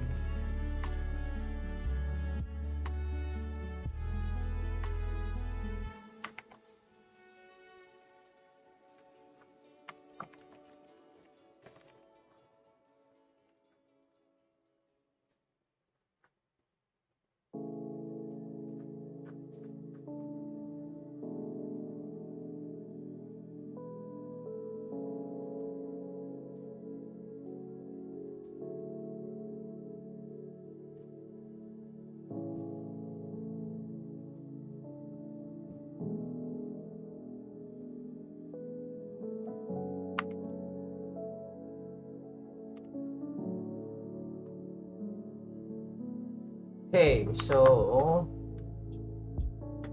I think now the now reference exception shouldn't be happening anymore. So let's test all this stuff out.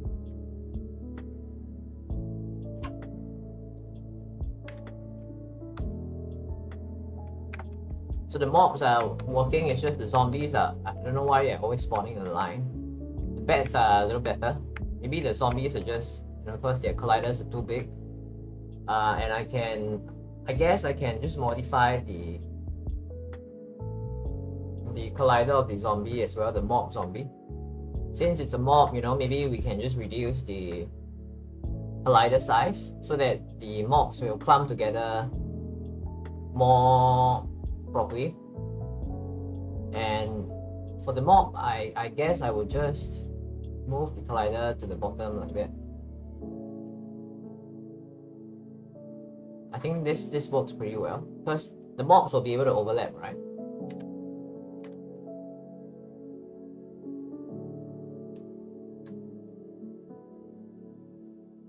Okay, let's see how the mobs spawn. The bats spawn fine and they follow us around.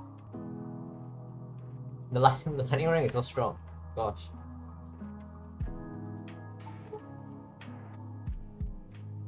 And let's look at the zombie mob and look at how it spawns. Now the zombies are clumping up a little better. So the next thing you want to do is you want to also modify the enemy movement, right? So that either it moves towards the player or it just moves through the player. Let me show you what I mean, alright?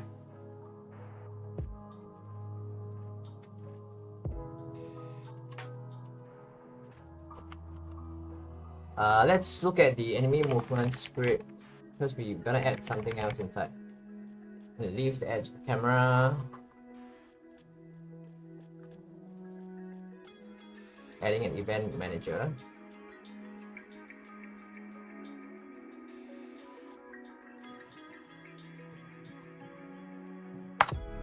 So the event manager is... I'll put in the event manager script later actually because maybe more edits to it. Event manager.cs. This will be C#. And then let me just add the element here. Okay, I'll just drop the code here. Then later on, if there are any more changes, I'll just edit it. So this will be the event manager script. And then over here, this will be me making the elect. I'm available in here.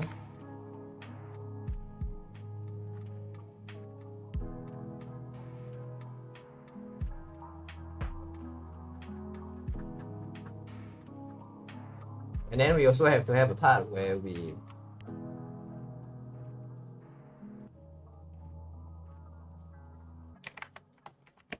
configuring the mod. So then here we have to modify enemy movement again. So we can give the enemy two kinds of movement. So let's add a new destination variable here. And then what we'll do is that if the enemy doesn't have a player, it will move towards the destination that it has been assigned. Which means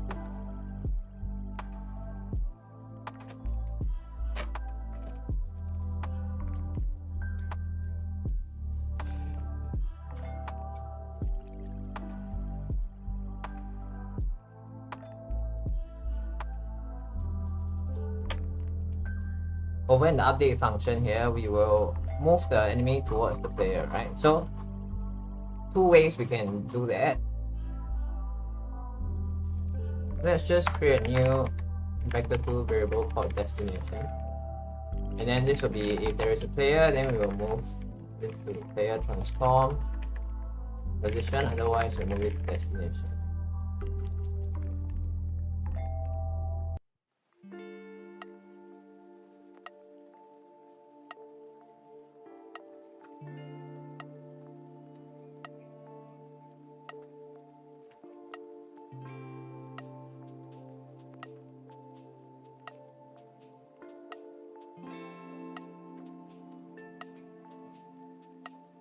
What is this? Enemy movement destination. This is the vector2, this is the vector2 as well, right? Player transform.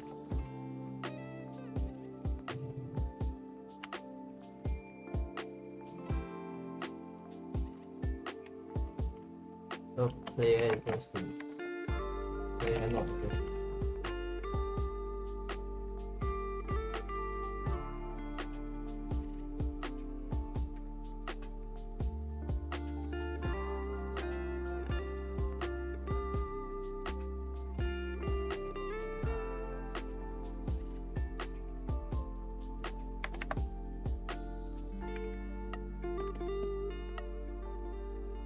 About this. Does it work? Feature target type conditional expression. What is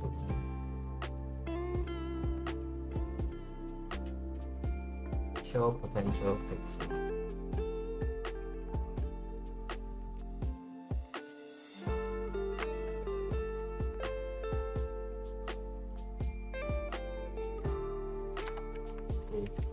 Player.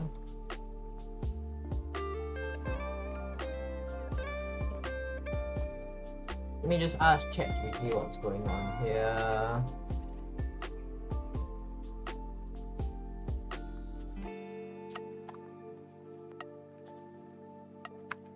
What's wrong with this?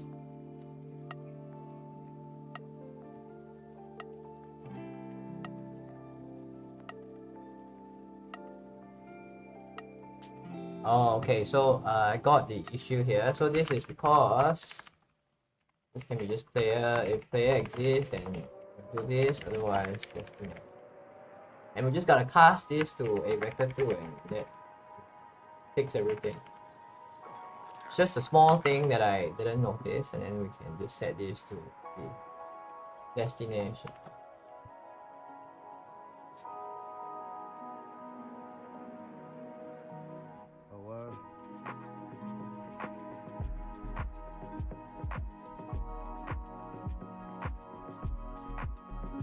So we can add a new variable to the enemy, and the variable will be called movement type. So I can just do a public enum type like that.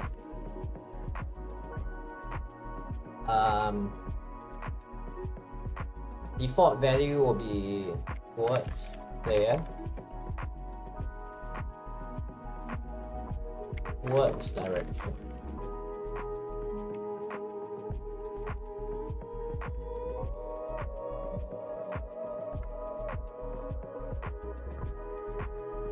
Maybe you can say follow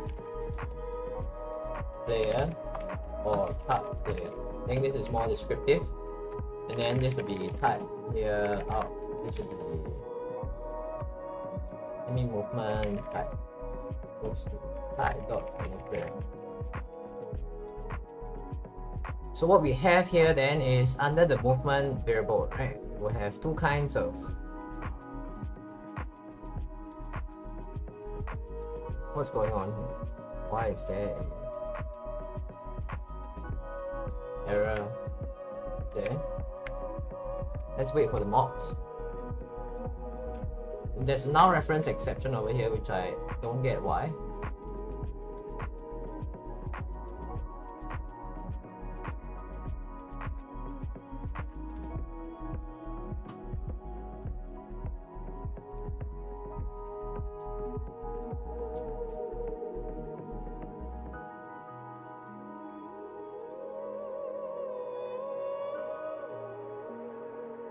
Oh, this is the instance reference camera.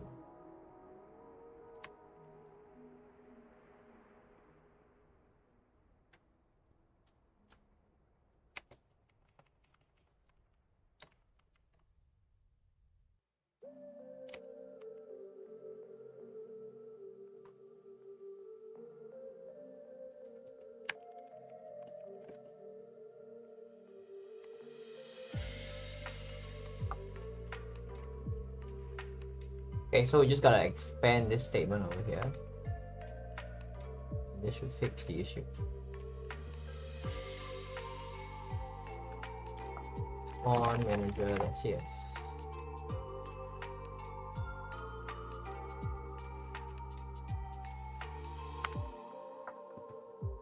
Okay, there we go. No more errors here.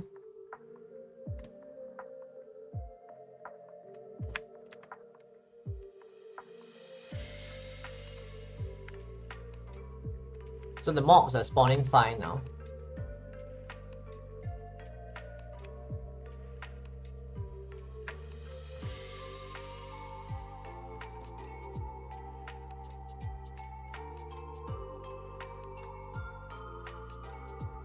We have the movement here, we have stats over here. And perhaps for the stats later on, we also want to manage how the enemies stack together with one another. Because otherwise they're just stacking together in no particular order, which looks a little weird. So let's work out the mob first. So what I've done here is I've made the mobs so that now under enemy movement there is an option for you to either follow the player or to charge the player. And then there are some mobs that will just run through you, but then they will not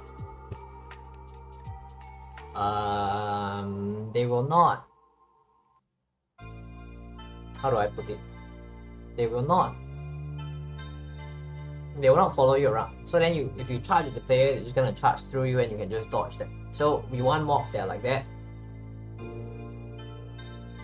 So if we do that, then what we can do is under the mob event data over here,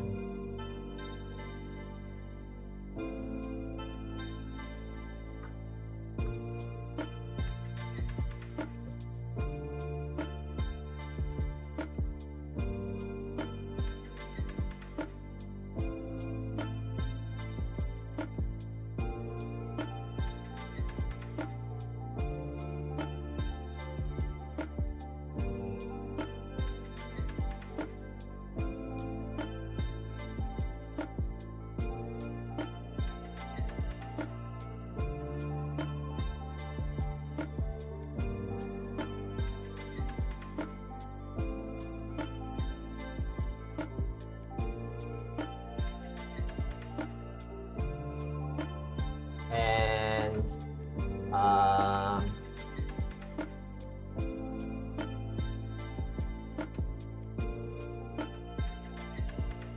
sorry, I'm thinking of something else. I'm thinking about implementing another feature here.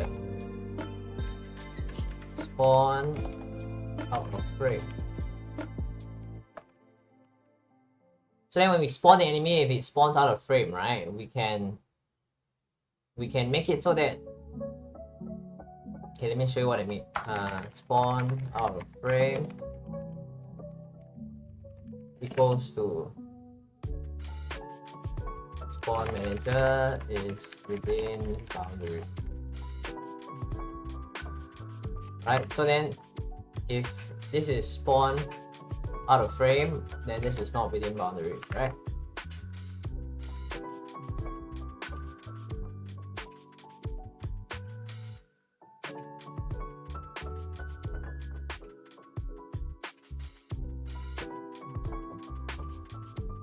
So over here, when we despawn the object, we want to make sure that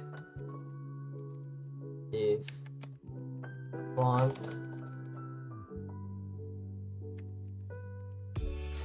out of frame is false. So we want it so that the first time you spawn it, we don't want it to destroy itself immediately if it's spawned out of frame. So we just want to have this spawn out of frame here be equals to false.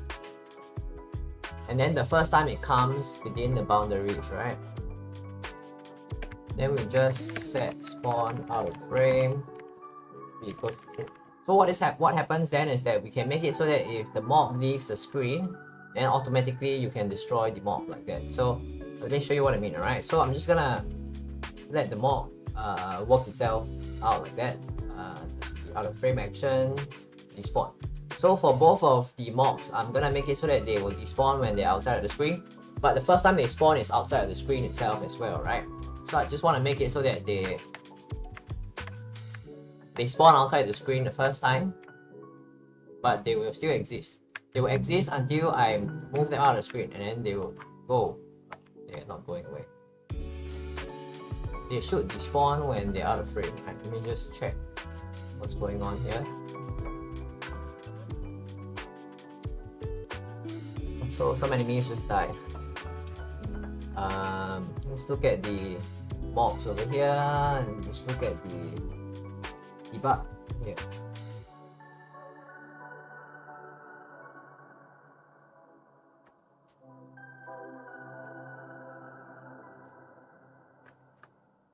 So out of frame action, despawn, type follow player, spawn out of frame is true. But when they come into frame, why aren't they setting the spawn out of frame back to false? Spawn out of frame. Oh, this should be false. Sorry, this should be false. Okay. So what we want is we want the mobs, so when you get them out of the frame, they should despawn. If you want them to, and that's a little more intuitive, right? When it comes to working with these things. So the mob comes out. See, so if I move them out of frame, then they will just go away. See that they're no longer there. But of course, when I destroy them, I actually don't want them to spawn gems. This is not how things work. So if you just despawn the enemy, we don't want him to spawn gems. We've gotta find a way to handle that. I guess we've gotta modify the drop rate manager, right?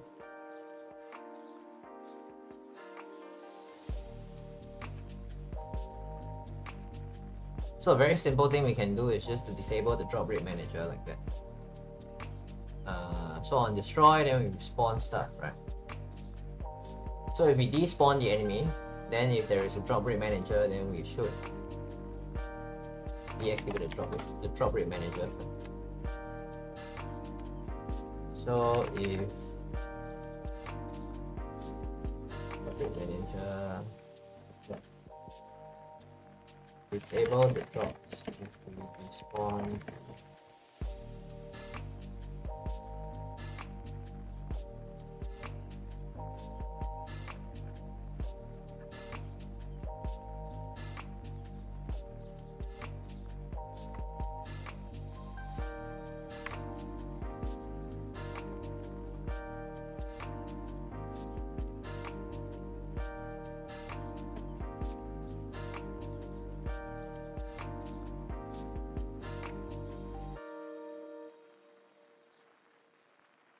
So if we despawn the drop rate manager, if we deactivate the drop rate manager before we despawn the object, then you will see that the drop rate manager will not cause any items, anything to be spawned. So the bats are here. If I despawn them by moving them out of the camera,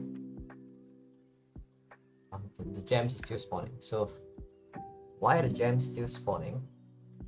what's going on with the drop rate manager. Why can't we disable this thing? Weapon data editor. Where's the drop rate manager? Drop rate manager. Drops.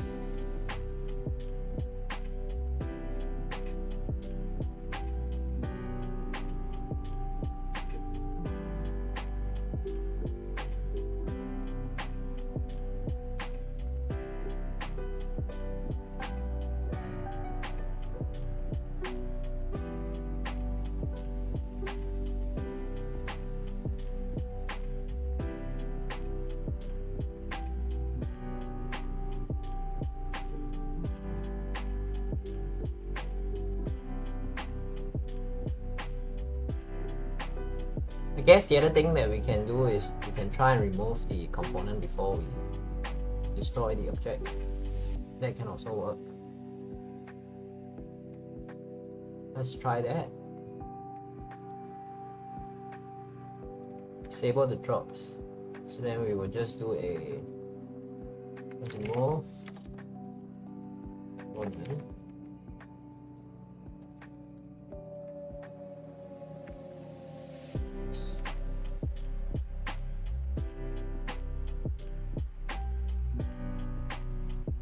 Drops enables false.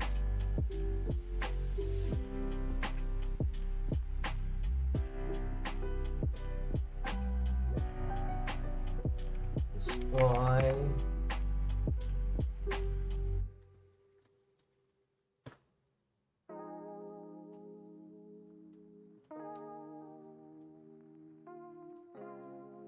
Okay, let's see how this works out now. Whether the gems still spawn after the mob is disabled. Let me just... okay, they're still spawning, which is not a good thing. It means that we just gotta disable it, right? Can't really... destroy. Enable false.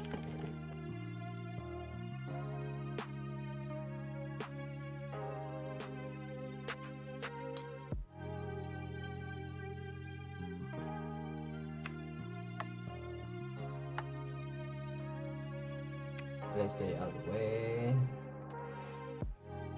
Ah, okay, looks like now they despawn without. That's great. So if you move them out of the map, they just despawn themselves. See that? Then they don't spawn any gems because we disable the drop rate manager. So let me just add the code into the movement script. Enemy spawner, we disable this. Enemy stats. And then we have updating the enemy movement scripts.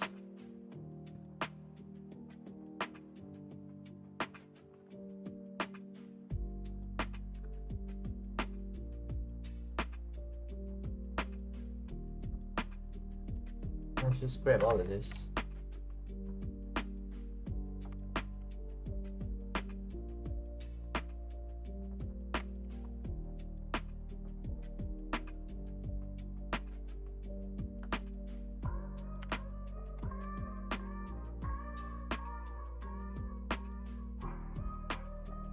Maybe we should just only grab this.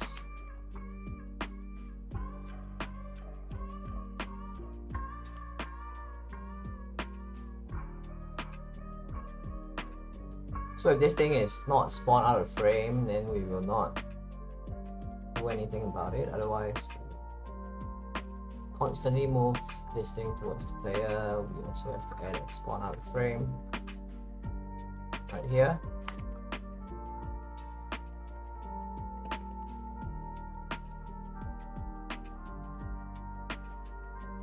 And right here.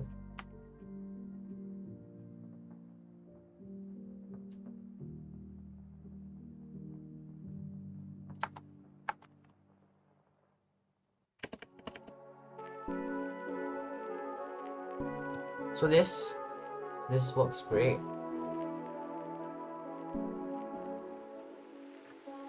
and we need a spawn out of frame false back square. Else frame.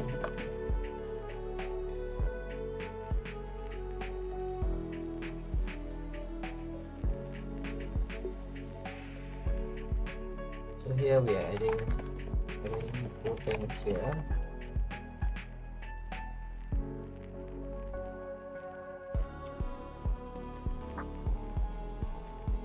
So the first thing we're adding is the option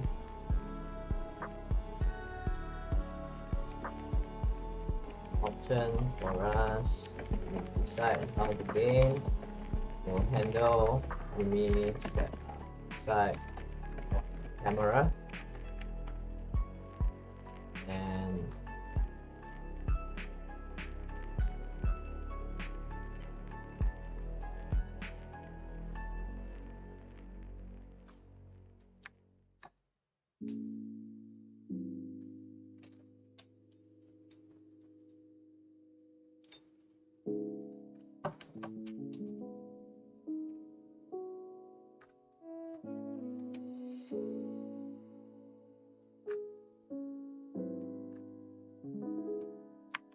tracker to see if an enemy is spawned out of sight.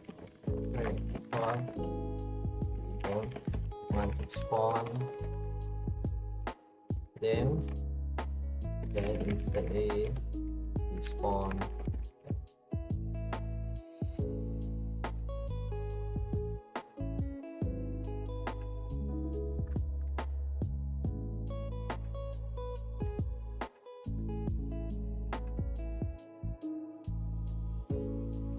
the data is used for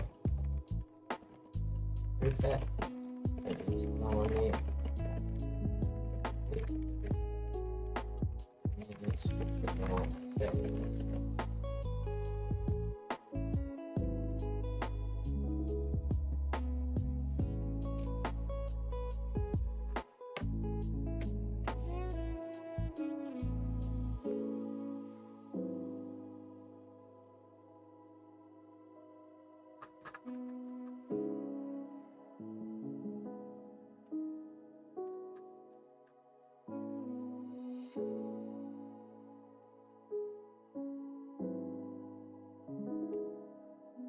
we add a new movement type.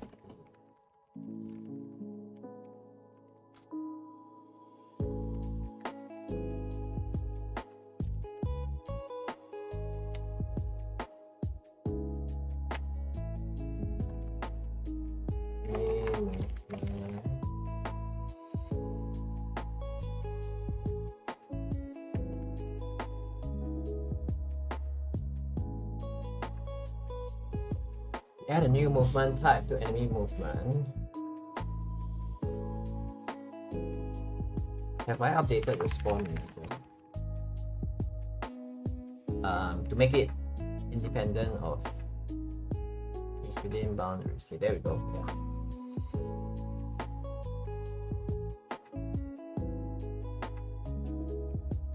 So that the enemies that do not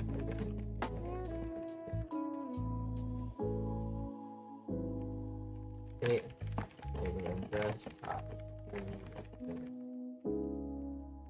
future more movement type.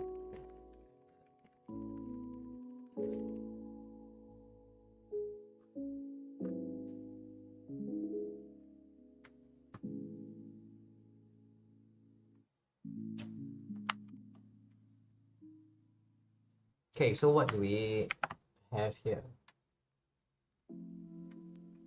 Is we've got something working already, and then now the question is just when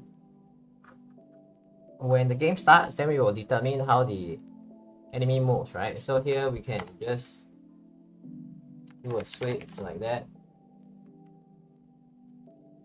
Type. Sorry, the switch type. And then if the movement type is type follow player, then we set the player variable. right? And then here we probably want to randomly pick one of the players instead of, you know, just hard setting it to one of the players here. So here we can just player movement or players equals to find objects. So this is in the future, if we have more than one player, then we can do something like this. Find objects of type, and then the player will be all players. Out of all the players, we will randomly pick one of the players. So it's 0 all players dot left. So randomly pick one of the players. So probably this can be put outside actually. So we just put this here. I'm just gonna move this spawn out of frame so that it's not just floating outside there. Spawn out of frame. Just move this guy.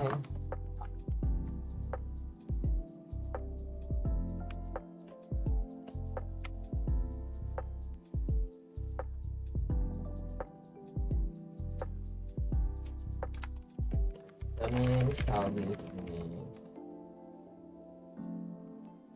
fits the different movement variables, how it moves.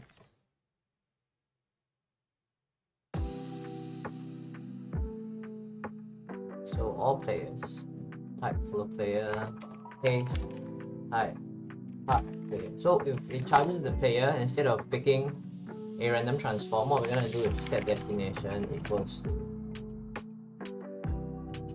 the player.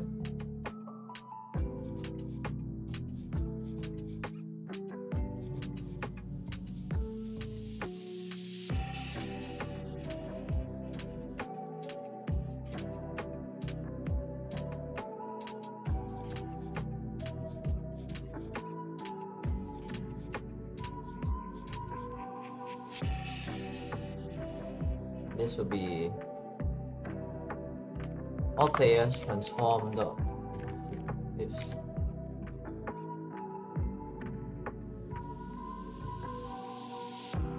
In which case you will just pick the destination and just move towards the player indefinitely. But we also want it to move out of frame, right? So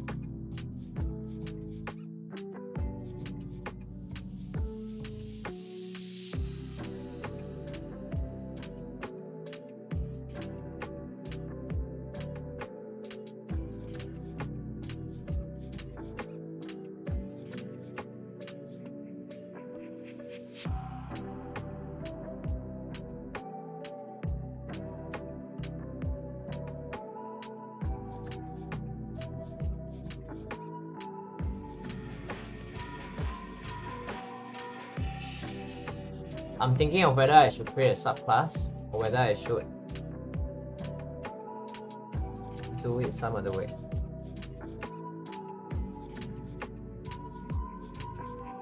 Because we are gonna have a lot of different kinds of enemy movement, right? So it might just be more effective to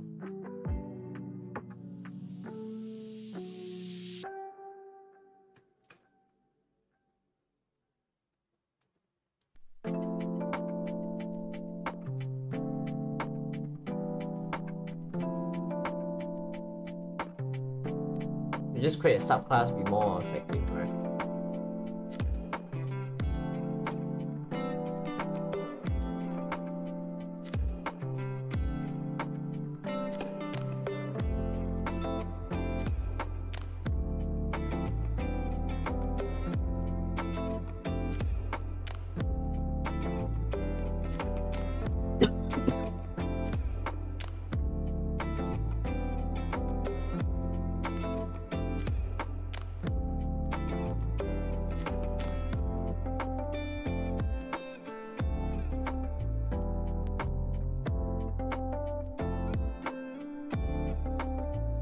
Enemy movement.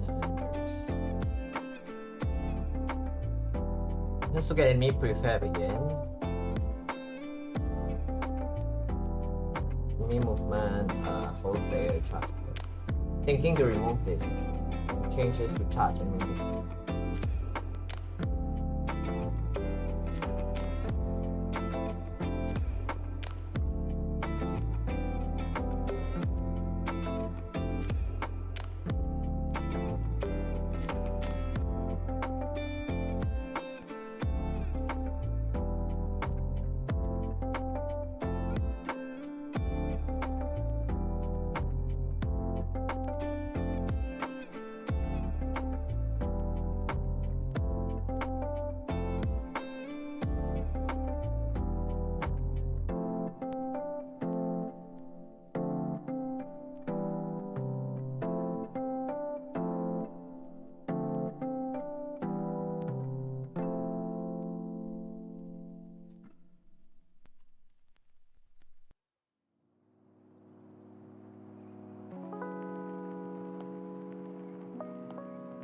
Okay, destination is not the best idea here. Let's just leave this as the player's position first.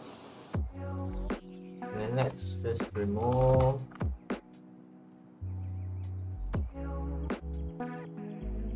the destination gradient.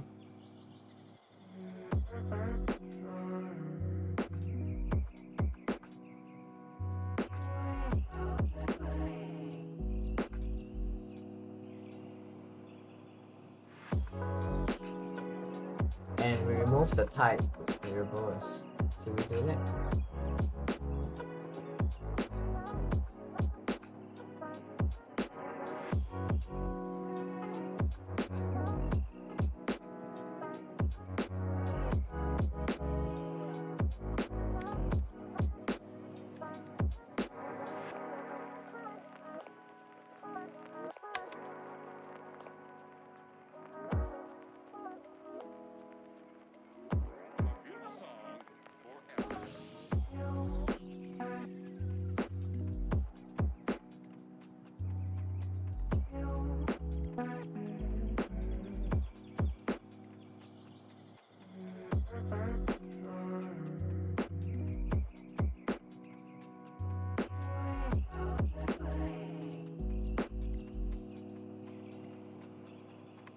Six.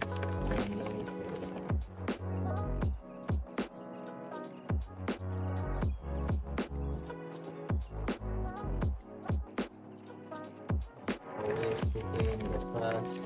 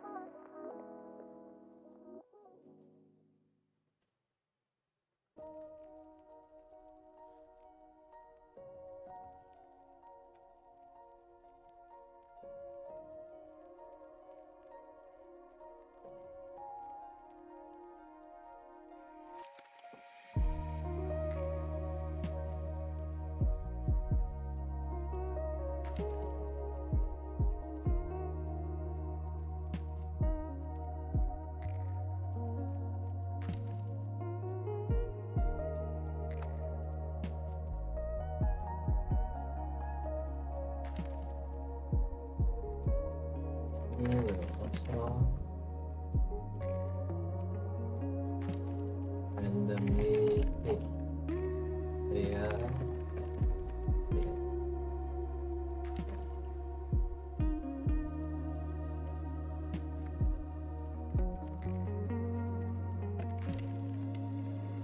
Yes.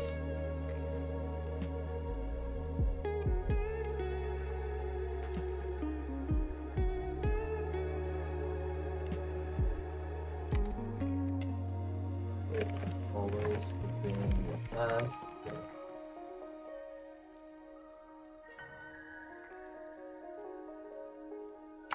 And second thing is to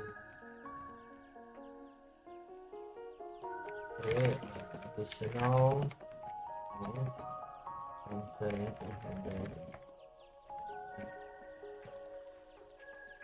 and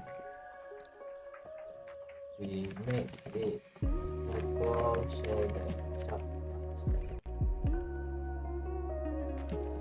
this allows us to create different kinds of enemy.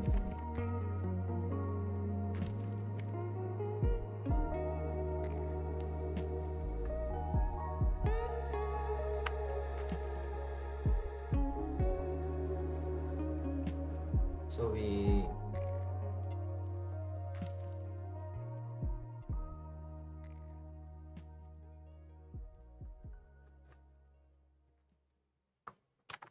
get all the natural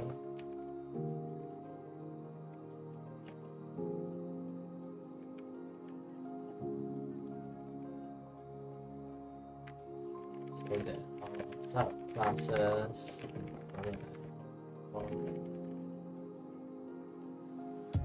things as well.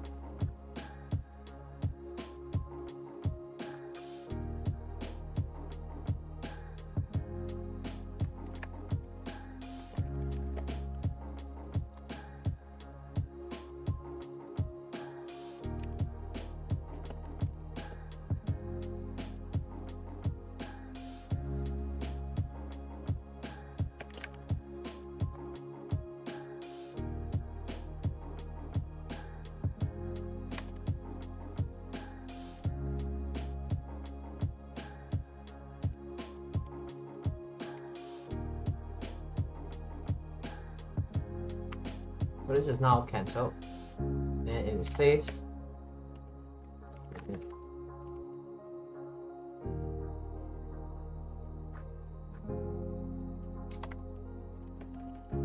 here is the move function, public virtual void move.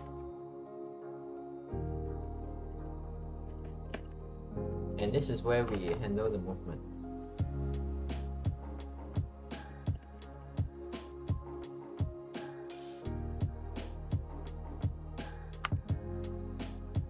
So I will do the same thing for my code here. And then we're essentially making it so that the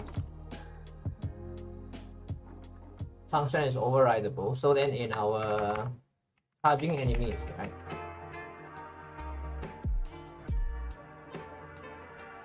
We can just modify the move function.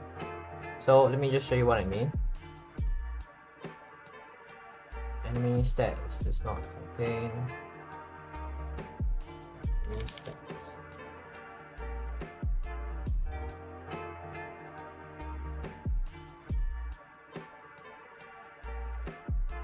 Okay, this should be enemy equal stats.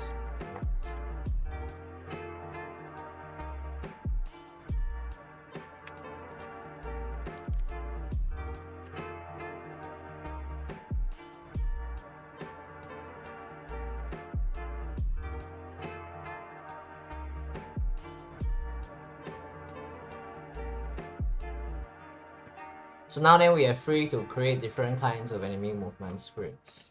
So then we can create a script called charging enemy movement.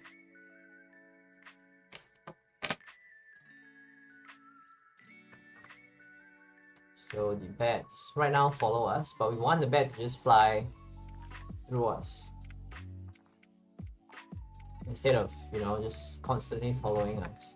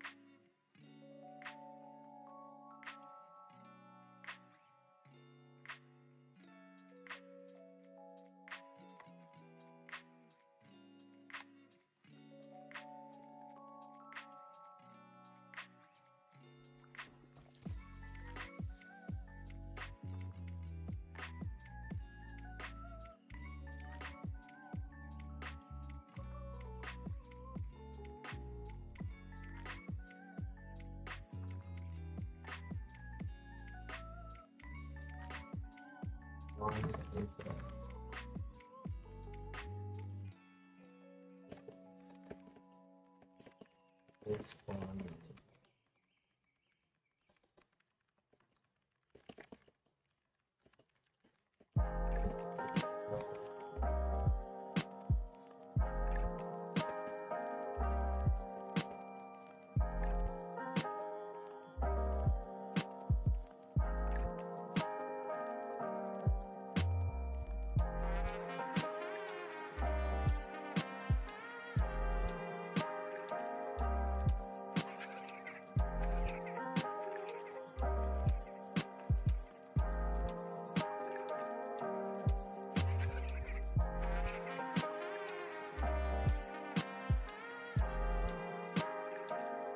So now that we have the event manager and it's working, let's create a new script. I'm gonna call this charging enemy movement. Then charging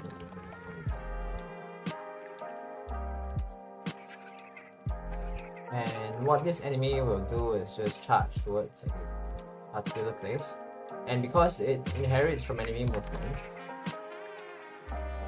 we will just have to override the move function here. So public for move, or is it protected? So it's public override for this.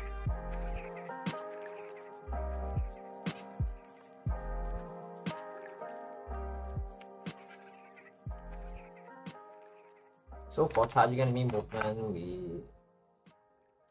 just override the start function. Override void start, which calls base start.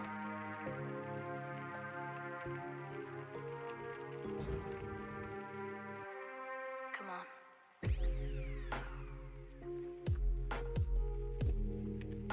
Protected virtual start.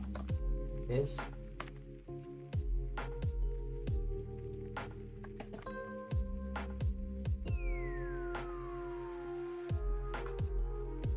And vector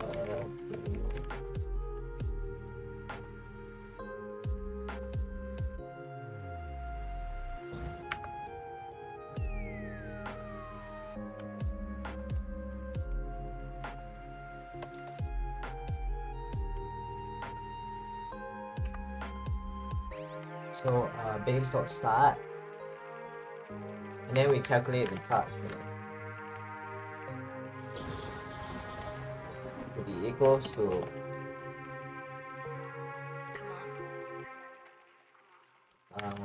transform player.transform the position. Player is private variable as well. So I gotta make this protected then.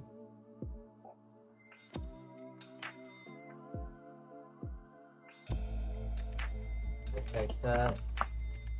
Protected.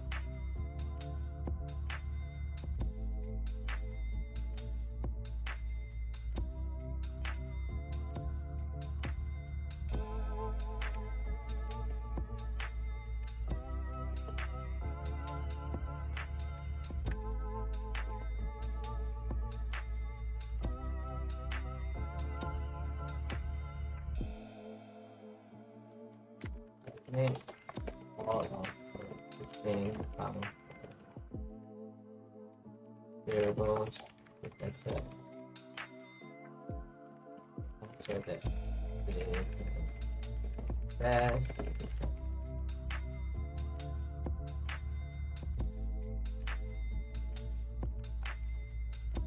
Protected here as well, and then we can access this in the charging enemy movement, right? So here we can get player transform position minus transform dot position.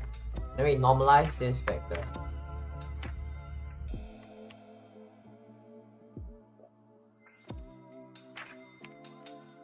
And then after we normalize this vector, we can multiply it with the enemy stats, actual stats, and from here move speed. Yeah, so this charge velocity will give us how fast the enemy moves. And then once that's done, we can just set transform.position plus equals to charge velocity times what's that, times time dot delta time. There we go.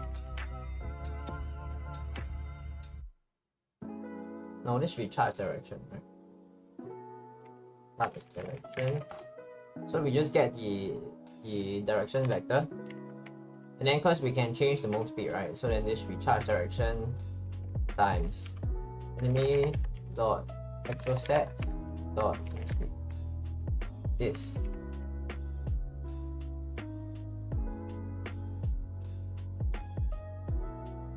And here, let's change this to vector 3.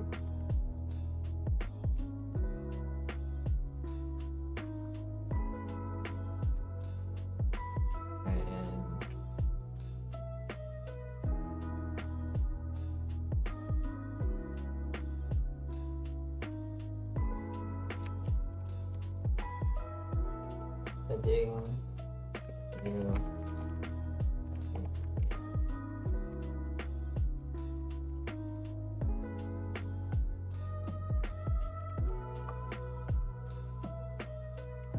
by start frequency. So here we have charging enemy movement, and we don't need these two. So you see our subclass here is really short because it's just a different kind of enemy, right? And then for our mobs, we'll just make them charging kinds of enemies. So for example, for the bats, instead of them having a enemy movement here like that, I will just add a new charging enemy movement. And then why is that a type? It shouldn't be a type. Just remove that. Enemy movement type.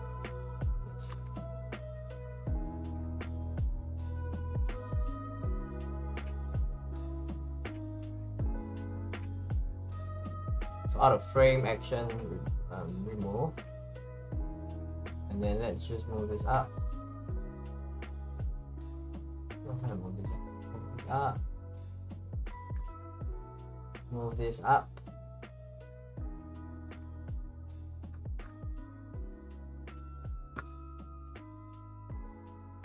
Can I remove the enemy movement script here? I can't.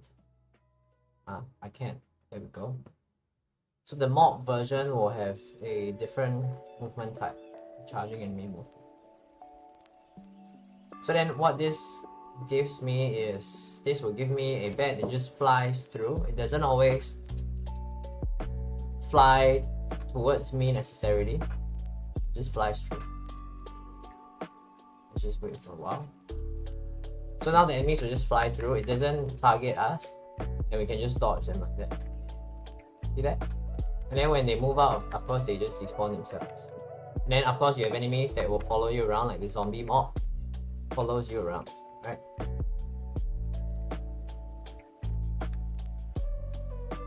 So we've got the charging mobs, as well as the mobs that just fly through. So these are fine. For the charging enemies, maybe I'll just increase the speed, so that they move a little bit faster, a little bit more threatening.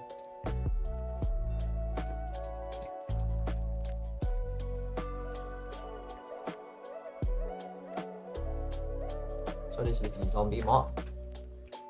And then we have the bats.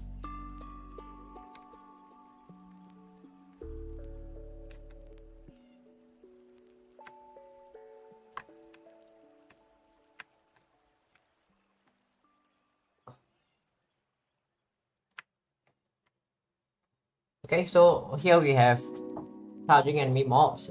Next thing we want to do is to spawn things in a circular manner, right? So now we have got a mob event, but we also want to have another kind of event that spawns enemies in a ring. So I'm just gonna find perhaps a sprite that I can use, like for the flower wall, right? Plant sprite. Land monster. Let's look at this.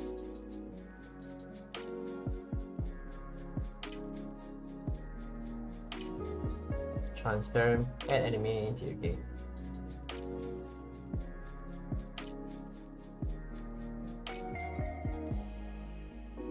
Angry plants. Let's have a look at this. 3 flower plant sprites.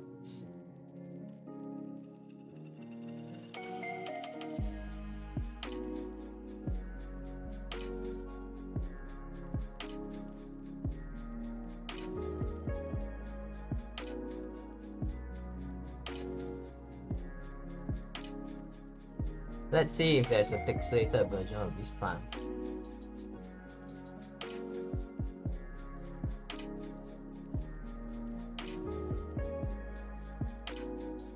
Cute sprites pack. And here we have a whole bunch of sprites. We have a lot more enemies over here. I think that's great. Let's get monsters too. I'm not gonna use the free plant sprites here. Monsters. Extract the monsters too.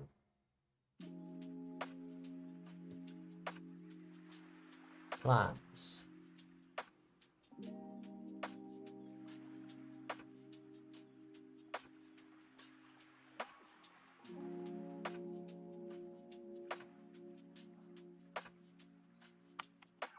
So I have to credit this image, right? This is not in the sprite sheet though. I want to have this in the sprite sheet.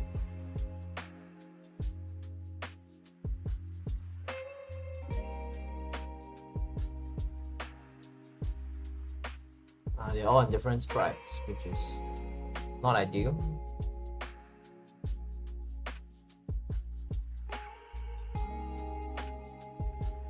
Any other sprites you can use. Tiny creatures. This is by Kenny.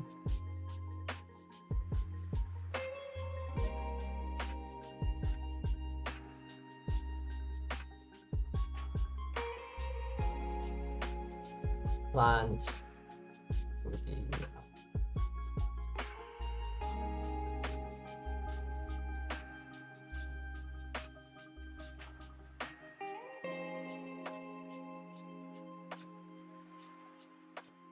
Pixelated carnivorous plants.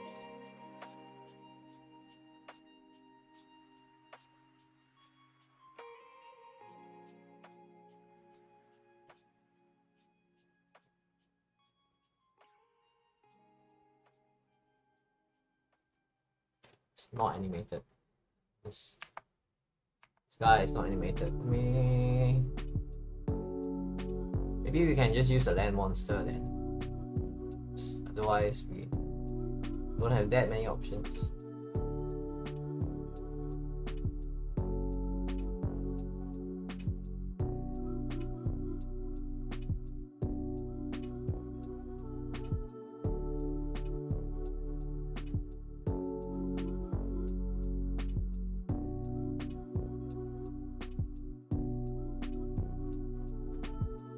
Okay, let me just very quickly assemble everything into one single sprite sheet. Maybe that would be a good thing. Sleep, stand.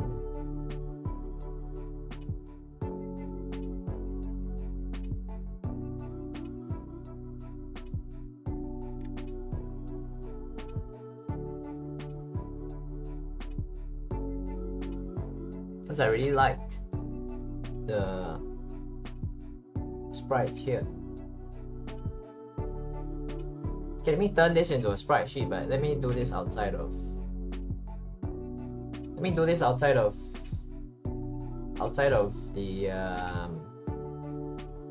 the stream, because otherwise this is gonna take forever. It's gonna take a while. Let me just use a placeholder art first. I'm sure there are some terrain sprites I can use, so I'm just gonna use maybe the spike balls over here as the plant first. And or is there anything else you can use? Potions, you have bats, you have the zombies. Okay, let me just use the zombie as the placeholder first, alright?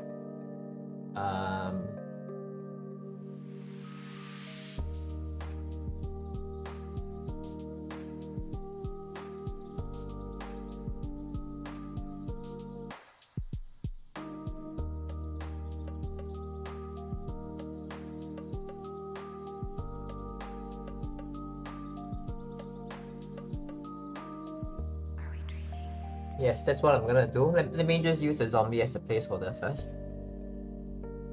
As for the... Okay, so now we have the mob event, and it's working. And we have 2 mobs here. So the last thing I'm gonna do for today is I'm gonna create a script for spawning also, and this will be a ring event data. So what the ring event data is gonna be is just gonna spawn enemies in the ring around player. And this will be event data. And we can just look at the mob event data, and because here we're just overriding the activate function, right? We'll do the same thing. Start with the event data like this.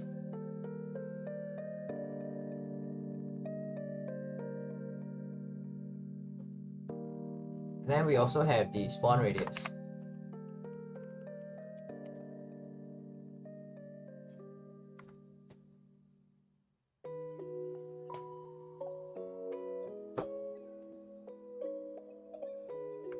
And let's also do a vector to scale. This should be new vector 2, 1, and 1. I'll explain what the scale is. Spawn radius, I'm just gonna set this to a default of say 10. Alright, and for activate, this always fires whatever that is. Check the player, this is fine. Only activates players present. Okay, as well.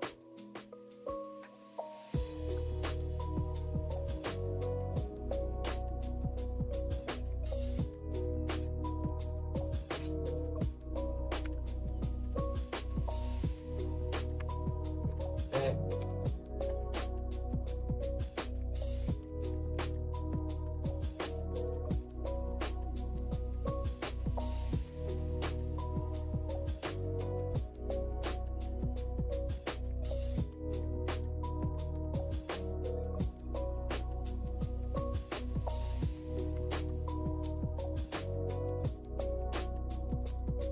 So what I'm gonna do here is I'm just gonna draw a circle, right? So this means that I first have to get spawn prefix. This.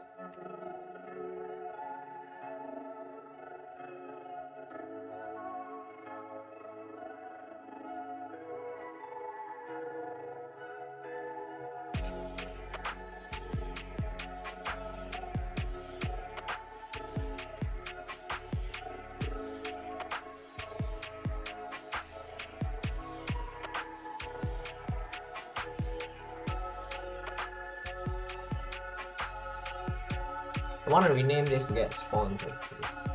Let's get spawn.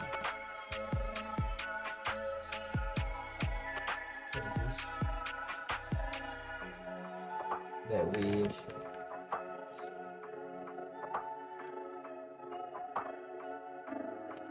get possible spawn.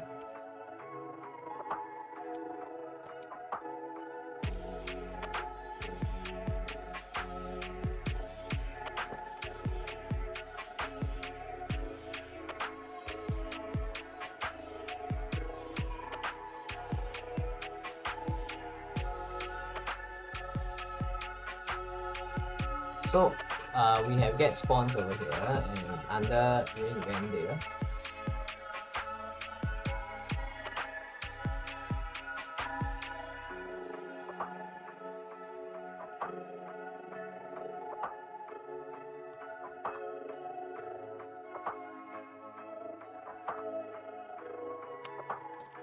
Data.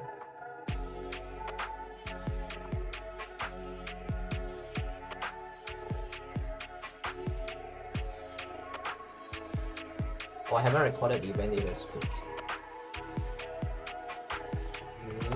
So C will be heading.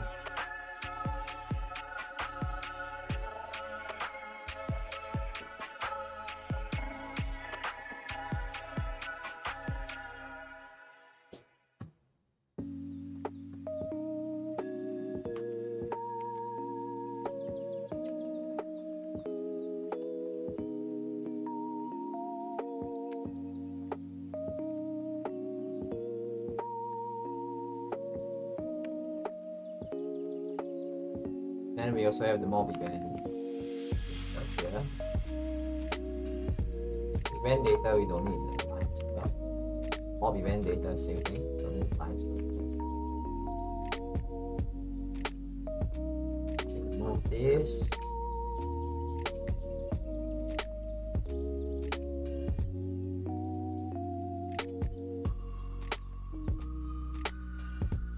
And before mob event data.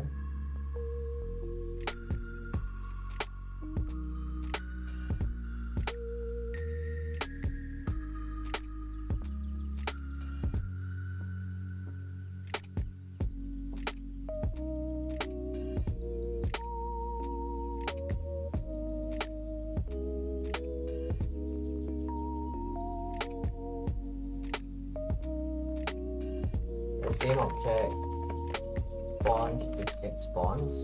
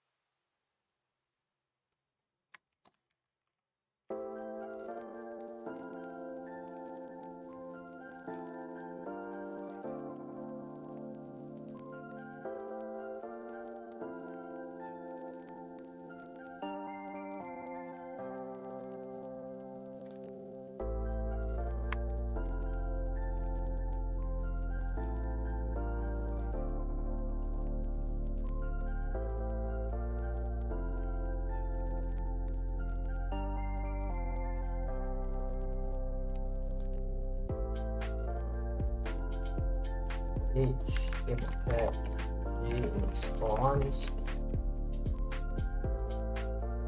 will be instantiate.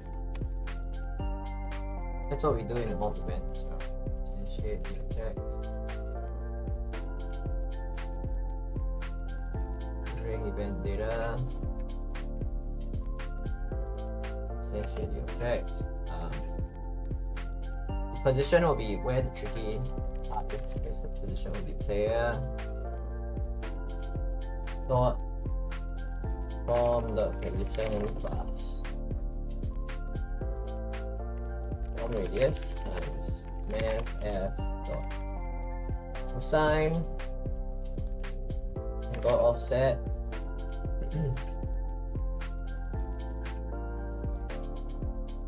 this will be a new vector field.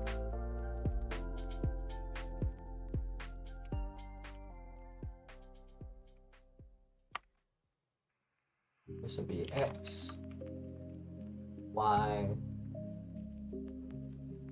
this will be sine angle offset, closing bracket.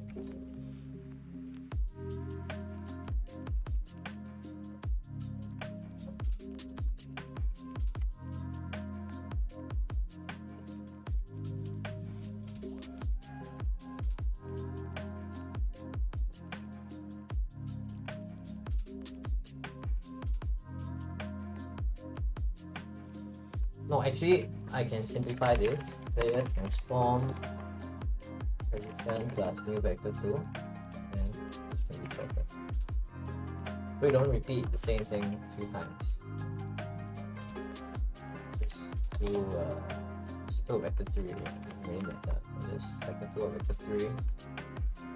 So we can actually apply the same concept to mob event data.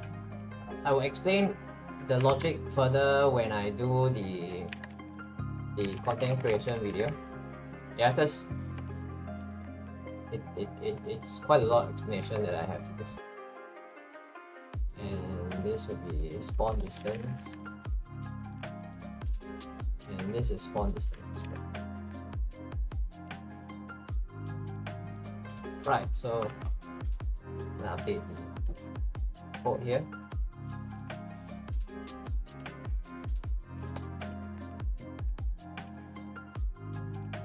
So let's test out the ring event data and see whether it spawns enemies in the ring. I think it should, so then there shouldn't be any problems with that.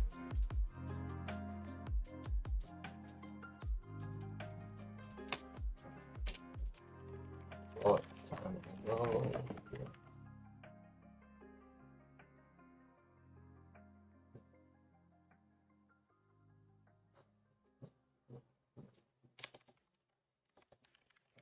go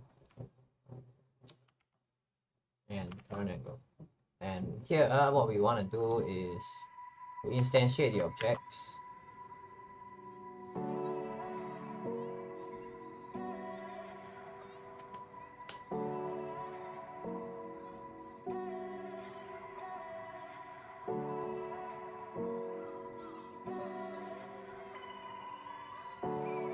And then we also want to check current angle, last angle. Almost 24 hours. I've been up for 22 hours. Damn.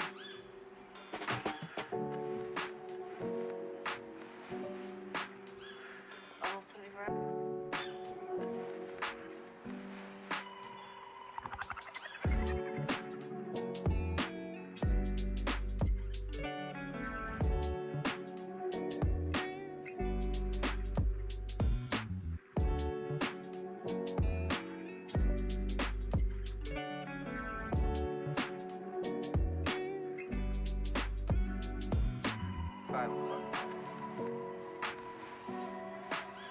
Almost 24 hours. I've been up for 22 hours. Let me change this function to static. And this will become instance. Instance.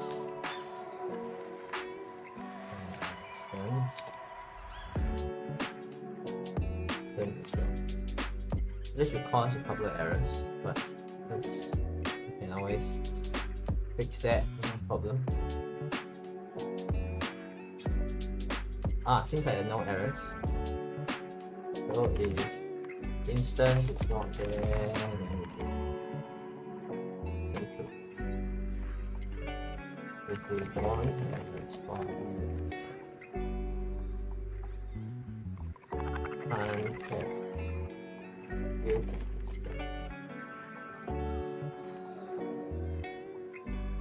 let's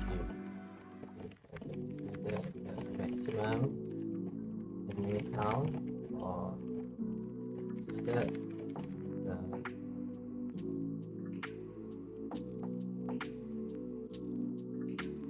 total number of spawns.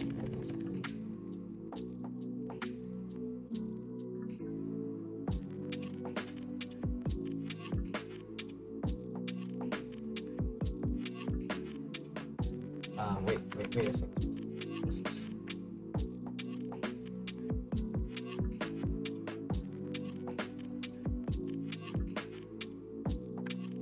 This shouldn't be static.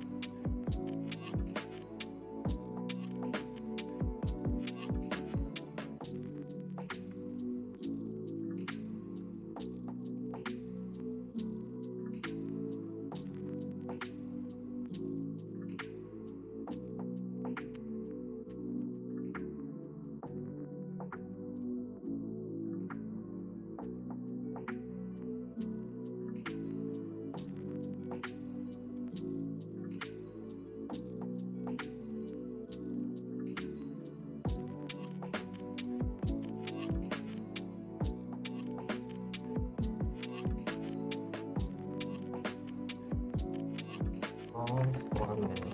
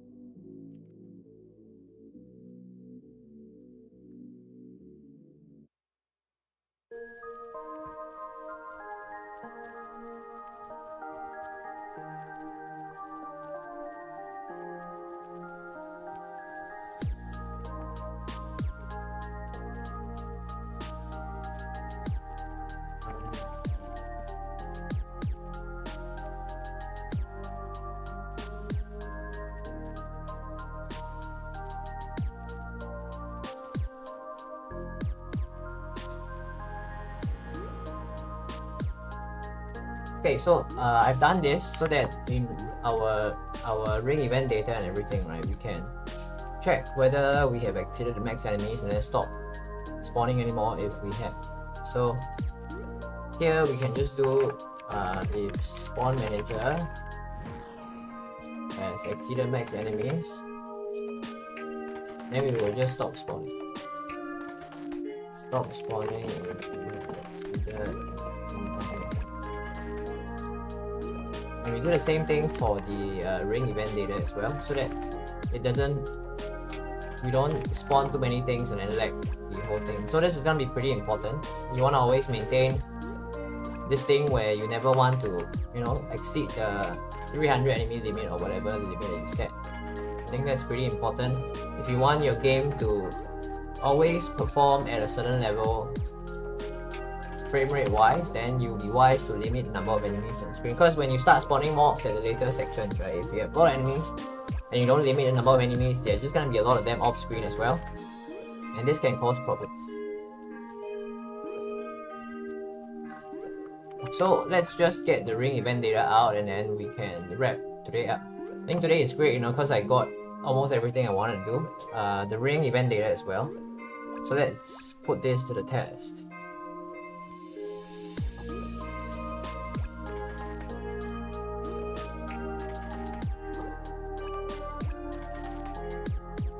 Let's go to scriptable objects, wave data, mobs, and then let's do a, I'm just gonna call this the plant mob or the flower wall, but then, give me a moment. So this will be ring event data. Event data ring. So the ring will ring around the player and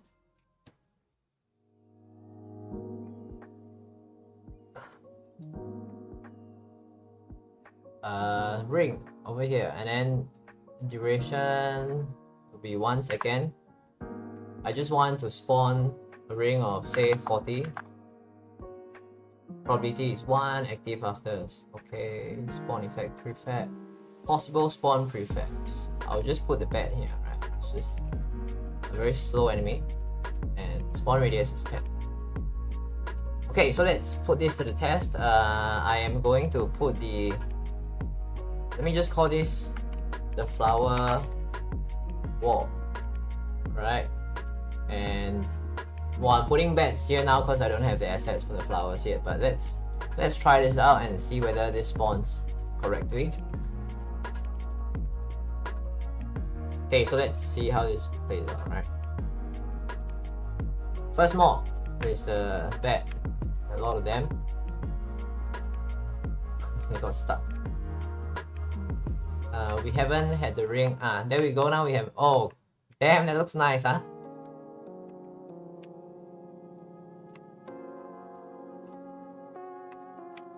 You can't deny it looks nice, right? Damn.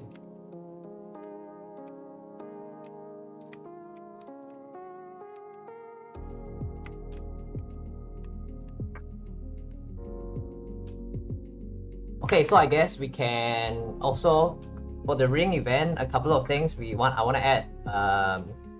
The other thing I want to add is the mob duration. So here let's have the spawn radius and mob duration. Mob duration is how long they will stay on the screen. Alright, I'm just gonna put it at 15 seconds for now. Okay, and when we instantiate this guy, we will just destroy them as well.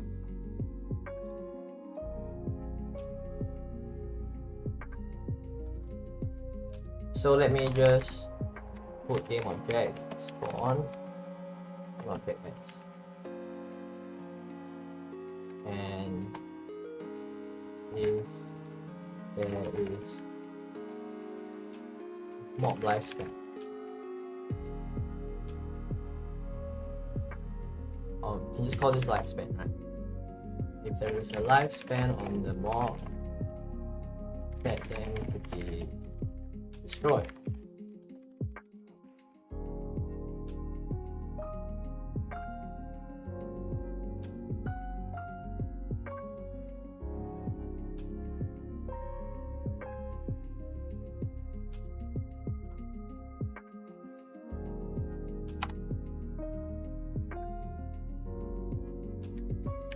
So if lifespan is greater than 0, we destroy this mob after lifespan.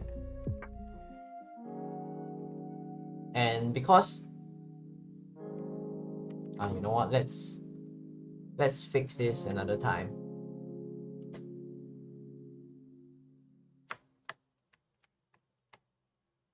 So now we have events and we have spawn managers as well. Okay, so we have mob events like these.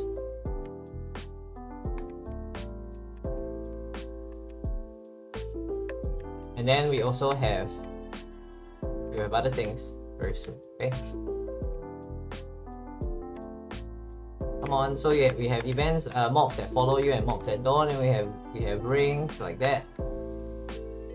The rings have to be much slower. I think there's a problem with the formula because the flower. Let me just remove this, and then we can see what's wrong with the flower wall. Because the flower wall is, oh, the ring is perfect now. Oh, look at that.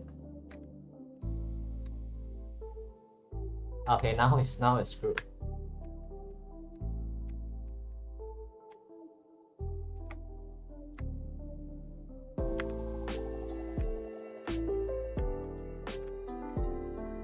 Let's get out of here.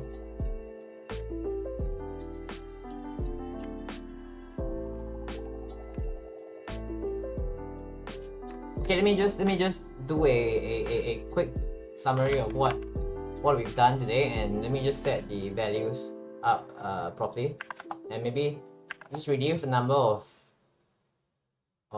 events that occur here, and you know, we can get a sense. Okay, so the enemy system is done. So then I'm just gonna spend the next week or so bug fixing, and for patrons you'll be able to get access to these project files right away after. Just give me some time to package them in project files, and then I'm gonna put it on Patreon, and then you can check it out first. And I'm gonna spend the next week or so bug fixing to find issues with the enemy spawning system. But I think by and large everything should work great. So we have regular spawns now, and then we also have events. So events will be like, they will be mobs like that. See that?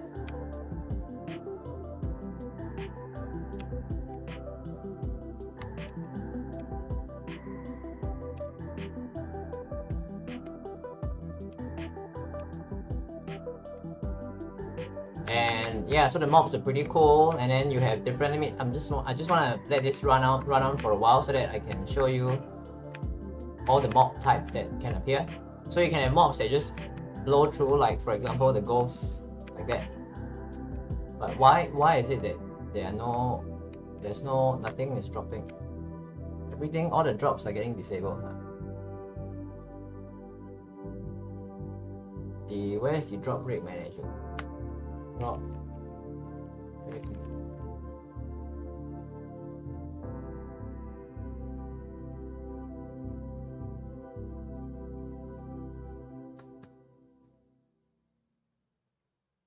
I am not getting the drops at all now.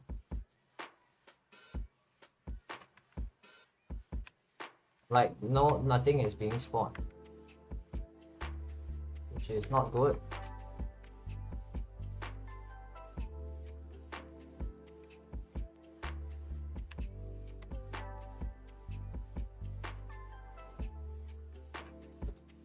Drop rate manager, put it here.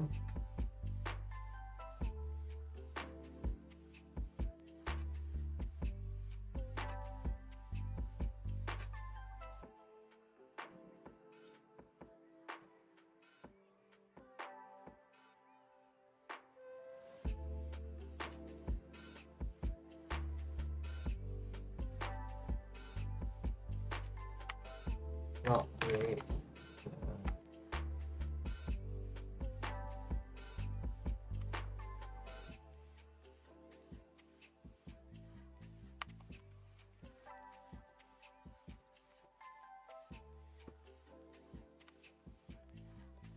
Oh, it's under enemy movement, right? Let me just disable the disabling of the drop rate manager, and I think that this fix our issues.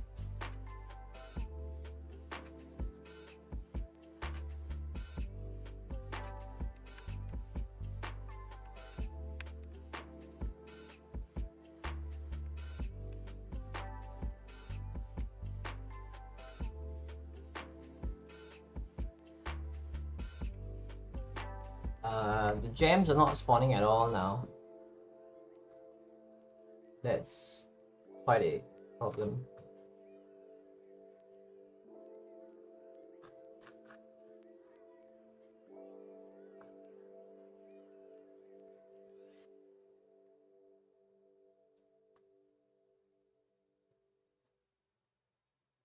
Because they are not enabled. Shouldn't they be enabled, like the drop rate manager thing?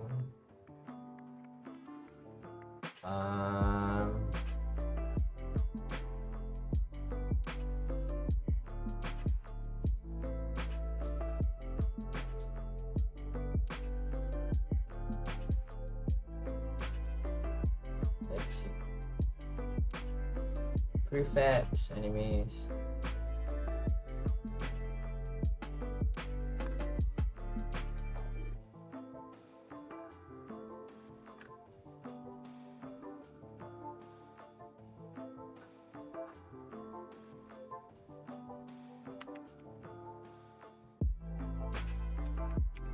Drop rate.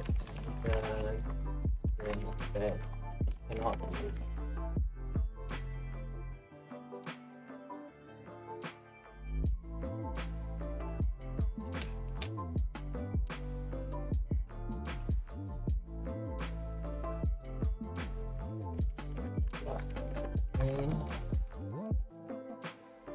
The object cannot be disabled.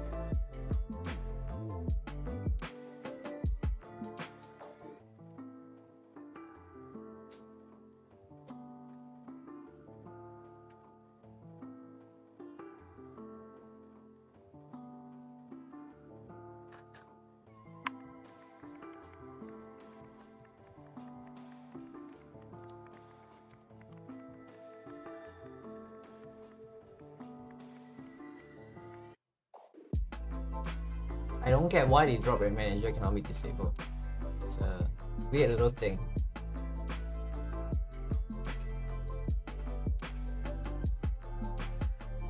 Even if I disable this entirely, does it not get disabled? Still can't disable this. Drop rate manager. This is like the weirdest thing, you know? I don't get it.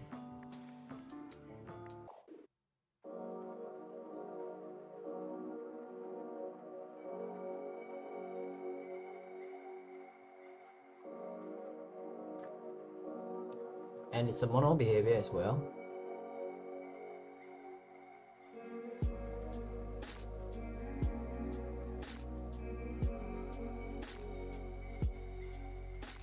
Drop. What if I change script name? Does it change anything?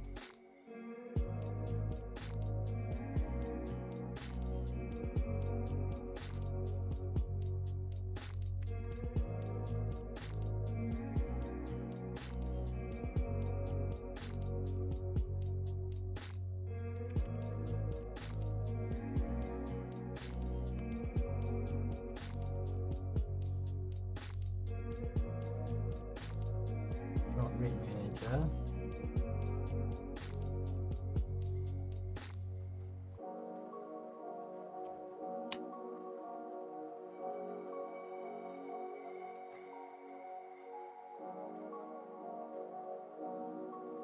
I'm gonna have to look at this further in because I'm not sure what's going on. In the meantime, I will just add a new public variable here. Enable.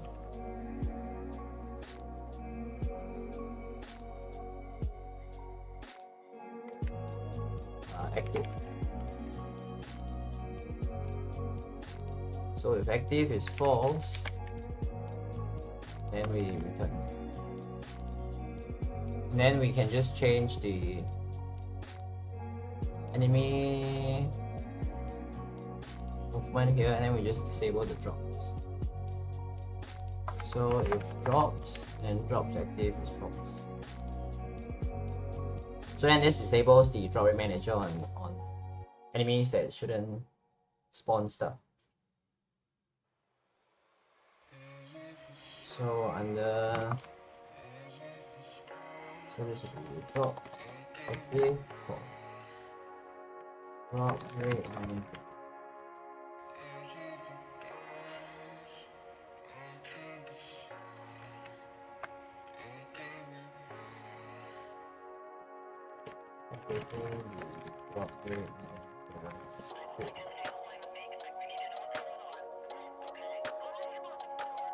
So this is temporary fix because I don't like how the script cannot be disabled, but I can't find out why at the moment. So I'm just gonna add this little variable here first. And this variable here as well.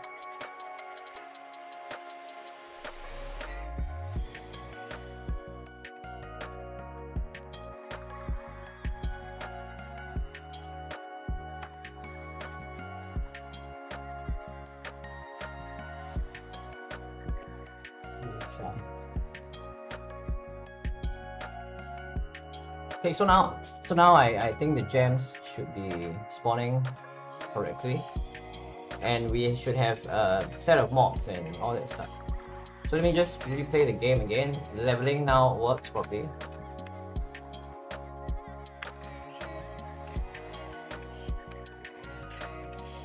And you get ring spawns like that.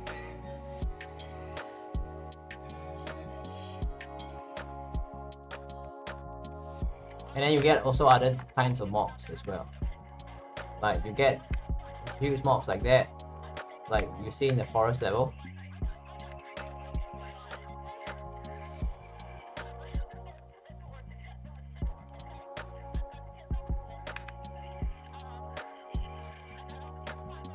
Yeah, and then there are also mobs that will just charge through you. So as I have mentioned, I will release the project files for these for patrons, so you can watch out for that. If you are a silver patron, you'll be able to get the files early.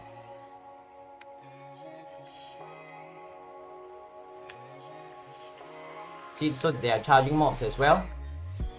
So let me just fix a couple of bugs with this. The luck stat here, okay, luck stat here seems to be working well.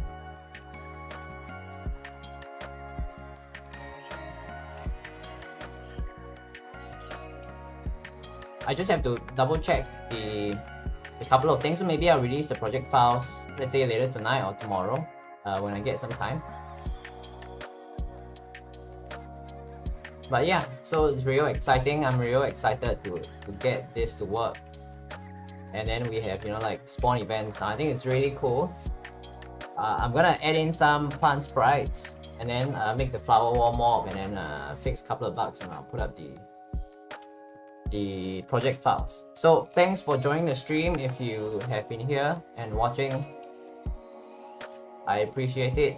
You are the reason why I do these streams, alright? So I will see you all 2 weeks later. So the next week I'm gonna just be spending the time to polish up the article, and then I'll push it out. Patreons, again, you can look out for the project files very soon, say in the next couple of days, alright? So watch out for the announcement and stay safe. I'll see you all 2 weeks later. Alright, keep your eyes posted for the article. Once it's done next week, I'll put it up.